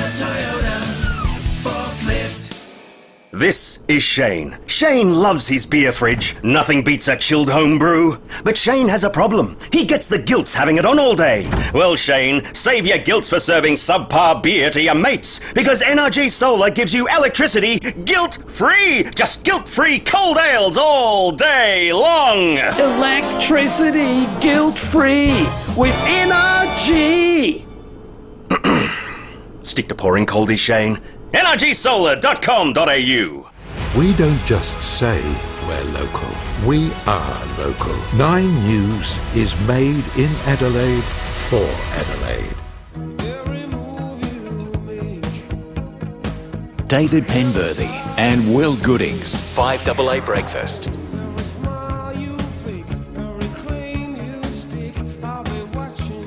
26 minutes after 8. The wait is going to be long for a whole range of things as a result of what's going on around the world at the moment, be it oil prices, cost of materials for building projects, or the rebuilding that's going to have to take place on the eastern seaboard. We thought we'd ask you, given that backdrop, what's the longest you've ever waited for something? Lynn in Fulton is on the line. Morning to you, Lynn. I've had to wait 34 years to finish a law degree. 34 years? What got in the way, Lynn? I came from interstate to become a lawyer. You got there, though? In the middle of the year, I finally finished the law degree. Oh, Lynn, congratulations to you. Well done. I never even got close. David could break your record if he goes back to it now. Yeah. Well, I'm not sure if we need another lawyer, but hey, I've got to try. Good on you, Lynn. That's a great achievement. Good stuff. You'd be getting close to 34 years, wouldn't you? Yeah, easily. Yeah. I left uni in 92, so it's 30 years. So there you go. Lynn's proved it's possible. Yeah. If you wanted to. No, go back and write essays and stuff. It's like when you're barred from the casino. I think there's a photo of me in the Lidgetwood building saying, don't let him back in. Darryl in Port Augusta, what have you waited for? How you going, matey? I've been waiting 3 months for a set of lights that come from America. A set of lights? What for? Yeah. Long extension cord. Seriously? Yeah, and still waiting. 3 months? Yeah, they're still sitting in the customs in Sydney, and they've been there for 6 weeks. There might be a COVID holder. I hope it's not an emergency, Darryl. Oh, no.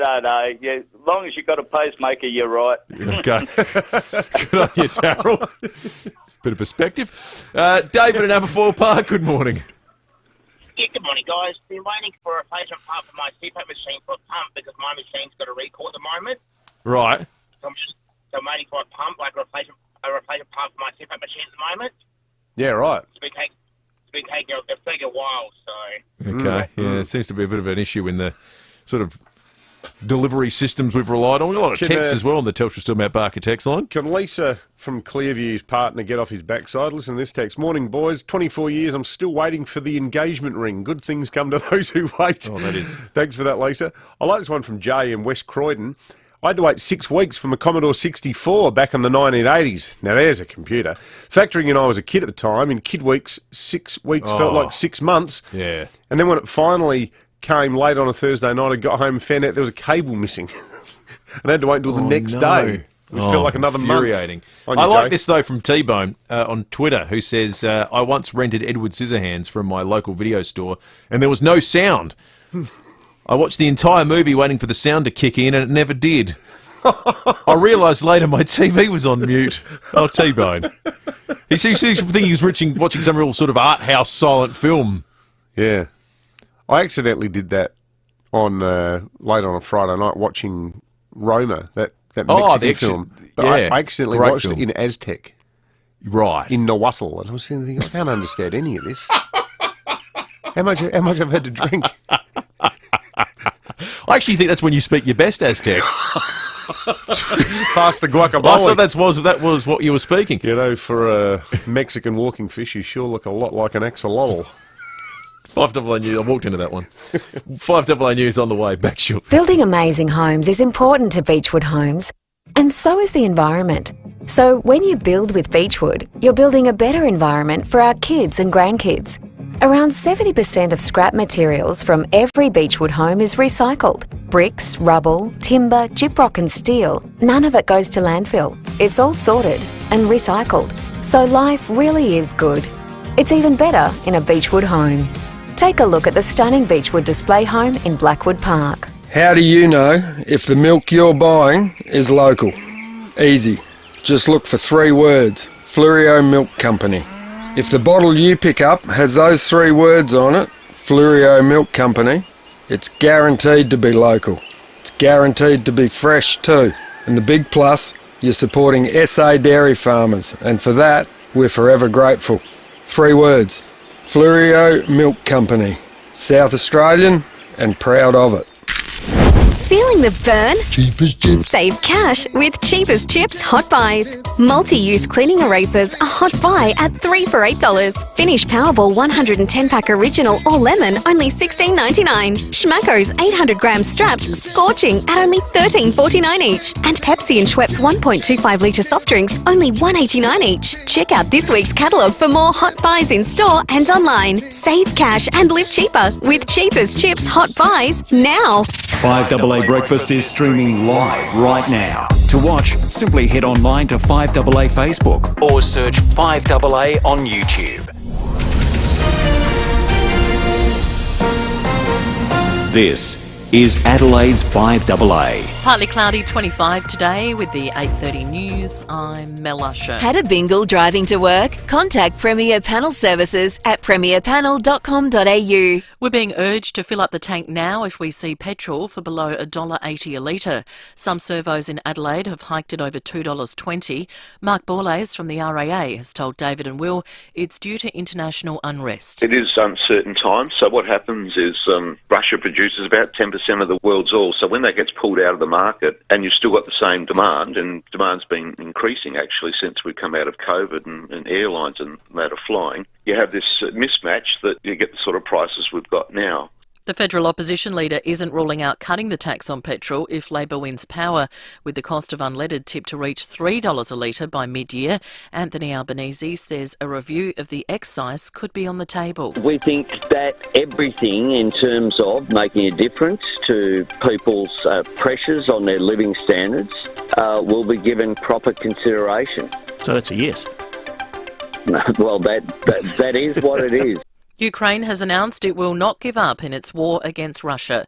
President Volodymyr Zelensky has addressed the British Parliament. Speaking through a translator, he has spoken of the bravery of his country. The terror against us was going on against children, against cities, and constant shelling have been taking place around the country, including hospitals, and that didn't break us.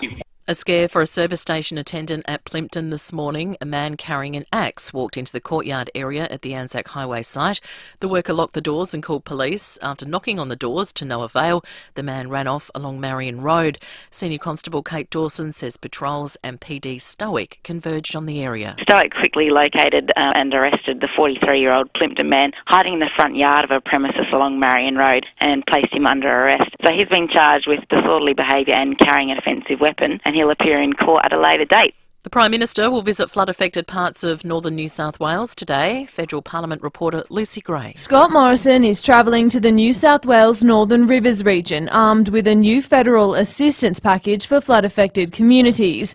Cabinet's Expenditure Review Committee signed off on the plan yesterday after rolling meetings over the past week. It's the PM's first time visiting the area since being released from COVID isolation.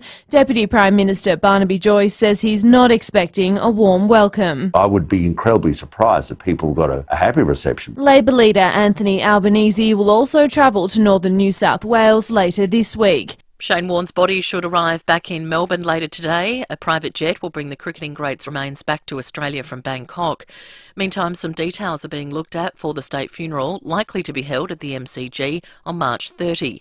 Eddie Maguire has been mentioned as a possible MC. Coldplay lead singer Chris Martin and Ed Sheeran are reportedly planning to attend. Now turning to 5AA Sport. All new 2022 Mitsubishi Outlander with 10-year warranty, 10 years capped price servicing at Agostino Mitsubishi. Now it's over to Tom Wren. Thank you, Mel. The 18 AFL captains have had their say on the upcoming AFL season. Jordan Tunbridge reports. The AFL captains have answered a 5-question survey on the season ahead. A majority expect Brisbane and the reigning Premier Melbourne to play in the grand final. They drew 11 out of 18 votes, followed by the Dogs on 3, then the Power and Tigers on 2. Marcus Bontempelli is the favourite to win the Brownlow medal, receiving 8 votes, followed by Clayton Oliver on 4. Harry Mackay is tipped to win the Coleman medal for a second year in a row, with Jeremy Cameron considered his main rival. Almost half of the AFL captains expect number 1 draft pick Jason Horne-Francis to take out the Rising Star Award ahead of Nick Dacos. To cricket, Australia's struggles to take wickets in Rawalpindi continued on day 5 of the test against Pakistan, with the match finishing in a draw. Imam Ul Haq posted twin centuries as the home side finished at none for 252 at the end of play. Aussie captain Pat Cummins says it's not a bad result to start the tour. Probably knew that draw was going to be the result, so as much as anything, start looking towards the next game, which only starts in a few days, and making sure especially the bowlers are fresh for that if needed. And Liverpool has survived a massive scare to progress to the quarter-finals of the European Champions League. The Reds lost 1-0 against Inter at home, but because they won the first leg 2-0, they moved through 2-1 on aggregate. Bayern Munich will join Liverpool in the last 8 of the competition after they crushed Salzburg 7-1. And that's the 5AA Sport. Now checking 5AA traffic. Get your tickets before midnight Friday for the Hospital Research Foundation Home Lottery's $2 million early bird prize. Kilburn, look out for a smash. Churchill Road near Regency Road. Jeps Cross, got a burst Watermain. Bridge Road near South Terrace. Speeds reduced at the moment. And Theberton, got road plates causing a hazard. Port Road near George Street. Speeds at 40. Busy at the moment. Anzac Highway South Road to Leader Street with cameras. Unley Road, Unley. The Parade at Norwood and Port Wakefield Road at Waterloo Corner. RAA members can now save 4 cents per litre per day at EG and Caltex, Woolworths Fuel and convenience stores. Search RAA member benefits today. Terms and conditions apply. Adelaide's most accurate traffic on 5AA. Now the 5AA forecast. Switch and save on your car service and repairs. Call 1300 Automasters. 25 today, partly cloudy, 26 tomorrow and 27 on Friday. Right now it's 16 degrees. More news as it happens on 5AA. Every day they tell you their news is local. And every day they bring you news made in Sydney. Watch the news you can trust. Adelaide's 7 News. Made right here mornings, afternoons and 6 p.m. every night. Get out and see our great state and use your Great State voucher with Holiday Wonders Mitcham. Enjoy an escorted day to the wonderful Monado Safari Park with lunch and a visit to Harndorf. Cruise the picturesque Murray River with amazing scenery and lunch at Manham. Or experience an exciting Lost in the Hills 2-day getaway with overnight at the luxurious Bridgeport Hotel. Board your coach from city and suburban locations. Call Holiday Wonders Mitcham today. holidaywonders.com.au. It's okay to want more, which is why more and more people choose Mawson Lakes Volkswagen to service their car, especially Volkswagen owners. At Mawson Lakes Volkswagen, we offer state-of-the-art servicing, complimentary loan cars, next-day servicing, and breakfast or lunch is on us. Why? Because when you're Adelaide's newest Volkswagen dealer, you want to give more. Mawson Lakes Volkswagen, just a short drive from the city. Visit mawsonlakesvw.com.au and book your service today. David Penberthy and Will Goodings. 5AA Breakfast. 21 minutes to 9. We spoke with some fascinating people yesterday about International Women's Day. The big breakfast is taking place in Adelaide on Friday and it'll be hosted by our next guest, the leader of the Federal Labor Party in the Senate, South Australian Senator Penny Wong. Senator Wong, good morning to you. Good morning. Good to be with you both. How are you? We're good, thanks, Penny. Now, in the last month, the world has become a much more uncertain and unpleasant place. Penny, and you obviously wear the cap as the Shadow Minister for Foreign Affairs for the federal opposition. On Ukraine, this is a very broad question, but it's something that I reckon exercises a lot of people's minds right now. And you watch those harrowing scenes of civilians being slaughtered in the streets. Do you think that the Western world is doing enough? Look, it's really hard, isn't it? Because there are some very difficult assessments leaders have to make, including the sort of risk of escalation with a nuclear power. And what Russia is doing, what Putin is doing is horrific. illegal, invading another country and attacking the cities and homes of civilians in a territory that is not theirs. So the world does have to respond, and some very good things have happened. We've seen very comprehensive sanctions continuing to be added to. We've seen a shift in position in NATO, and particularly Germany, being prepared for the first time in decades to send military assistance, that is, weapons and munitions and so forth, into a conflict zone. So there is a shift. But in terms of escalation and sending troops in, NATO powers, including the United States and Germany, have made clear that they're not putting troops on the ground. And that's a hard calculation, isn't it? The decision they've made to support the Ukrainians defending their country and to impose what we hope will be crippling economic sanctions on Mr. Putin. Senator, do you think it's exposed any sort of naivety in us, and by us I mean the West, with regard to things like the idea that, economic interdependency leads to an environment where there isn't likely to be conflict, and things like, countries wanting to jump into NATO like Poland did since 1998, and perhaps Ukraine wanted to do recently. That won't lead to all-out war and conflict. Are there some of these sort of naive assumptions that have been baked into our strategic thinking that have been exposed, do you think? Look, I think it's less that. I don't think it's naive to think that there's some merit to trading with each other. I think the reality is that we have to be very clear-eyed about is you've got some leaders at the moment, Mr. Putin is foremost amongst them, who have basically said, these laws, these arrangements, these agreements between countries which were forged in the aftermath of the most horrific war that the world has ever seen, World War II, where we agreed we would not do this again. Rules which have ensured that we have lived through the most peaceful and prosperous period in human history. He's torn them up. And we have, unfortunately, UN Security Council hasn't done what it should have done, what was envisaged to be done under the UN Charter.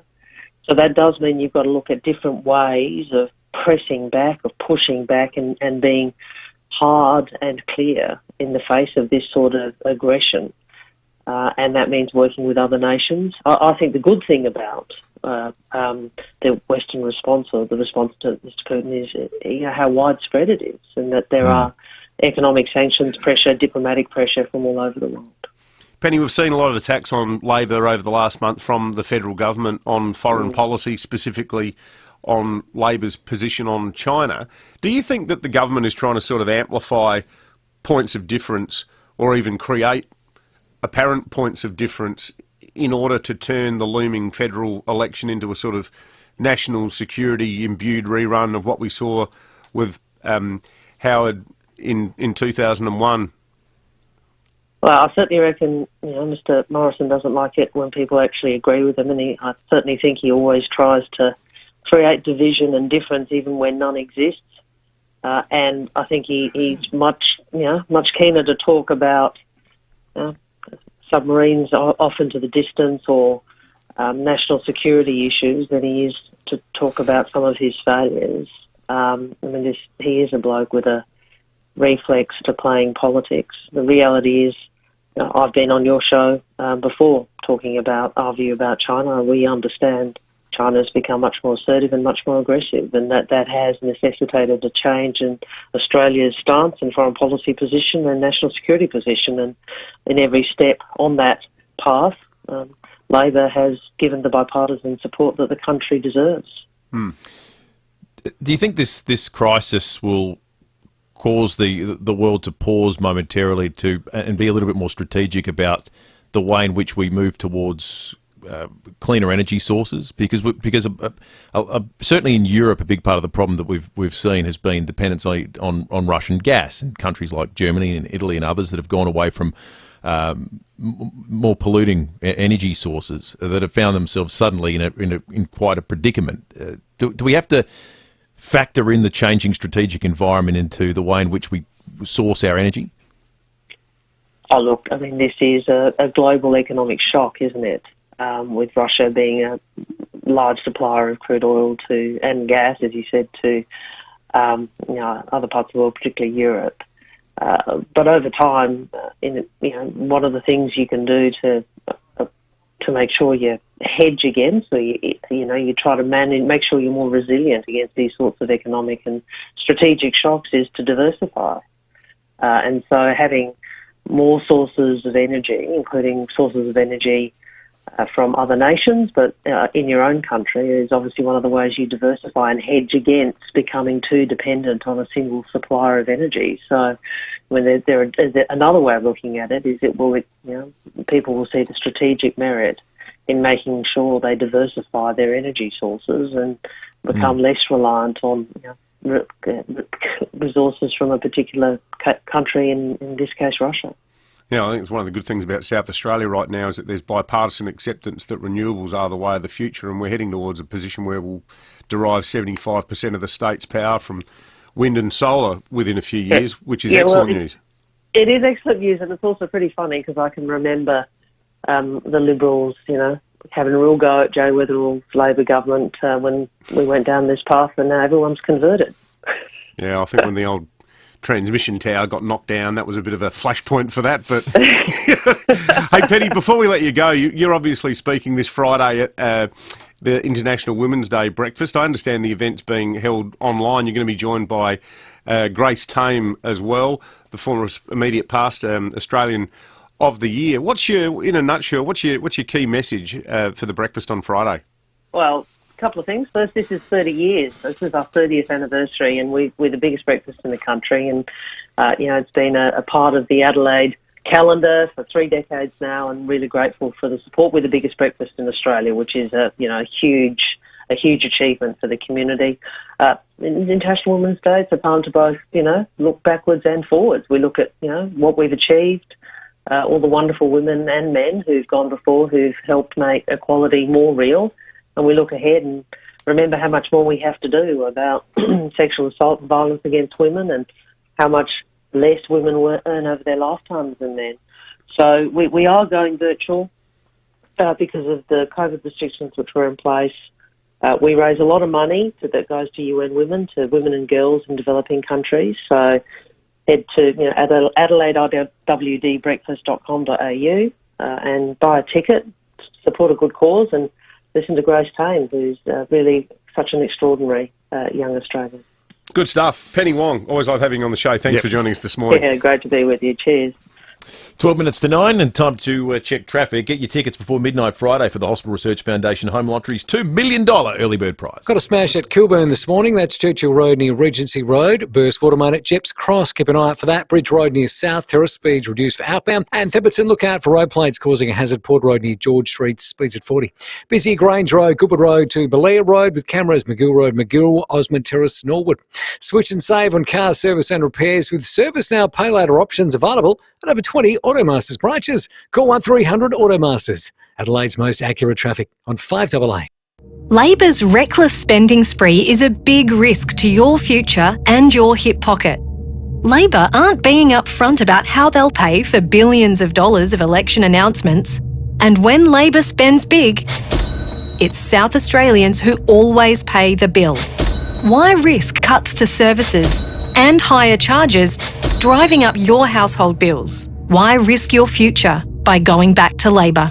Authorised by S. Meldrum, Liberal Party of Australia, SA Division only. 1 in 6 Australians has arthritis. That's almost 4 million people with a lot of questions. Should I be taking fish oil? How do I manage this pain? That's why Arthritis Australia has established the Arthritis Info Line, a toll-free number where trained local staff can answer your questions, provide support and help you manage your arthritis. The free Arthritis Info Line, 1800 011 041, or go to arthritisaustralia.com.au for more information. Hello, I'm Lynn Andrews. For over 50 years, the team at Lynn Andrews Real Estate have made it easy to manage residential and commercial property. Whether you own a single residential home or multiple commercial properties, our passion for property investment means we have a great deal of knowledge to share. How to invest safely and properly. Matching the right tenant with the right property every time. We're here to help. Visit lynnandrews.com.au. They say the early bird gets the worm. Well, how about a $2 million home? Get your tickets in the Hospital Research Foundation Home Lottery by midnight Friday, and you could live mortgage-free in a luxurious Scott Salisbury home in Somerton Park. Plus, your tickets stay in the draw for the incredible $3 million grand prize. Just 2 days remain. Join the fight and get your tickets at homelottery.com.au. Licence 141133. We lost Dad to prostate cancer. Breast cancer nearly took Mum away. My little brother is living with leukemia. My pa caught his bowel cancer early. Make your donation as personal as your story. You can target the cancer that's hurt you most with Cancer Council SA. Learn more or donate at cancersa.org.au. We don't just say we're local, we are local. 9 News is made in Adelaide for Adelaide. David Penberthy and Will Goodings. 5AA Breakfast. 9 minutes to 9, time for Fuel Watch, although it feels like the whole show's been Fuel Watch this morning. Might be a few more shows like that in the near future, I suspect, as well. Download the free My RAA app today to find the cheapest fuel in an instant. I downloaded it this morning. I was interested to see about 4 o'clock this morning where the fuel price were at. If any more had gone to that $2.20 range. And it's a great resource to be able to find all that stuff in an instant. Lots of places around the place, though, that are cheaper than that right now. You can still find it in the mid-dollar 70s. The United Main North Road Paraka, for example, is at $1.72.9. If you're in the vicinity of that, just go there and fill up right now. Same too for the United South Road Melrose Park, $1.75.7. And the United Prospect Road Blair Athol, $1.71.9. Again, repeating, you will pay it for petrol, regular unleaded, 50 cents a litre more than that in some places right now. $1.71 is 50 cents a litre cheaper than it is in some other places. Diesel is mostly in the low $1.90s. The cheapest we found was at the BP Victoria Road, Largs Bay, $1.82.9. As somebody said about an hour ago on the Telstra Store Mount Barker text line, though, this is, in a way, this is a better price to pay than the loss of life through the deployment of troops. And if this is something that can actually hurt Russia to the point of crippling it under Putin, then, you know, it's a better price to pay than human life. 7 minutes to 9, and it's time to go behind closed doors thanks to Aussie Fast Transport Solutions. They're looking for subcontract drivers right now. Call 13 13 64. That is 13 13 64. And when we get behind closed... $13.95. Adelaide's 5AA. This is the Saturday Sports Show. KG and Cornsey. Welcome back, folks, to the Saturday Sports Show. Graham Corns with you and the great man, KG Cunningham. Yes, Dudley, we're still here, Stud. Now, we've got an email from Dale. He says, Ken, if you like jumps racing, you idiot. Oh. For far too long, horses and jockeys have been playing Russian roulette every time they left the starter's gate. The death and injury toll has been horrific. Well, whoever sent that fax in, I did not get things right. I did not say I agree with jumps racing. I said getting rid of jumps racing will kill Oakbank. But you virtually said you love jumps racing at Oakbank. No. I said if you listen, I'll make this perfectly clear. Whether you agree with jumps racing or not, I made the point that I didn't say that jumps racing is what I said with regards to Oakbank is that and this is a fact. It is a fact that Oakbank is renowned for. So what are you saying? To make this perfectly clear, I don't like seeing horses fall. I owned horses. So you don't want it back? No. All I'm saying is that if Oakbank don't have jumps racing, they're dead. Do you like jumps racing or not? It's not a matter of look. If Oakbank don't have, and I want to be perfectly clear. You said nothing. Well, I've just said it. Hello, Peter. At least I've got an opinion. G'day, guys. Just don't like you knowing what it is. 5 minutes to 9. There's still lots of texts coming through on the Telstra Store Mount Barker text line. That's right. One here saying, how are we going to gear up for a war, i.e. manufacturing on a grand scale with wind and sunshine? Give me a break. Well, I don't know. I mean, you can actually create power, can't you? I mean, we were already doing it. In South Australia we are. Yeah. It's about scale, isn't it? Yeah. It's about scale and cost. Hey, I want to talk. What about this? What's the right word? Oh, all the right words I think of. I probably shouldn't say them on radio about this Seaton woman, Ashley Nicole Crease, the 31-year-old. Did you see what she wore to court yesterday? So she's facing charges of using meth while driving a car with a kid under 16 in the vehicle. She rocked up at court looking like she's either about to go for a jog or is just schlepping around the house. Gym gear. Yeah, she's wearing gym gear. So she's got a totally exposed midriff, top, her shoulders, her arms, and she's wearing like these tracky dacks wedged up her backside. There's, what do you call them? Skins. Skins? Yeah. Is that what they're called? I wouldn't know. Is this like sort of running bear? Yoga pants. Is that what Lucy's saying? Yoga pants. Yeah. Let's doff our cap to Magistrate Jayanthi Pandya, who said this: Ms. Crease, you might not know what's appropriate to wear to court, but what you're wearing is entirely inappropriate. Remember, this is a court hearing where you are facing criminal charges. On the next occasion, give some thought as to what you wear, particularly try to show more modesty. Seriously.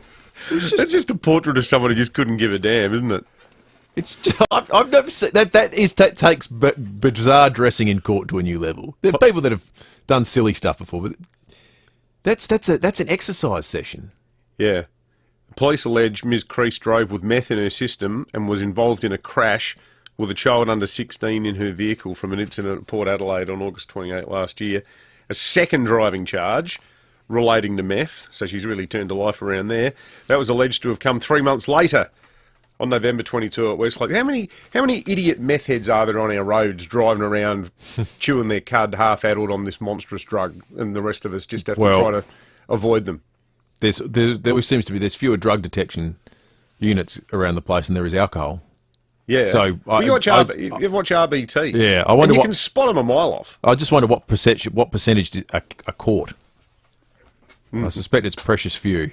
Yeah, out of the cohort. Yeah, out of the cohort. All right, let's get a headline.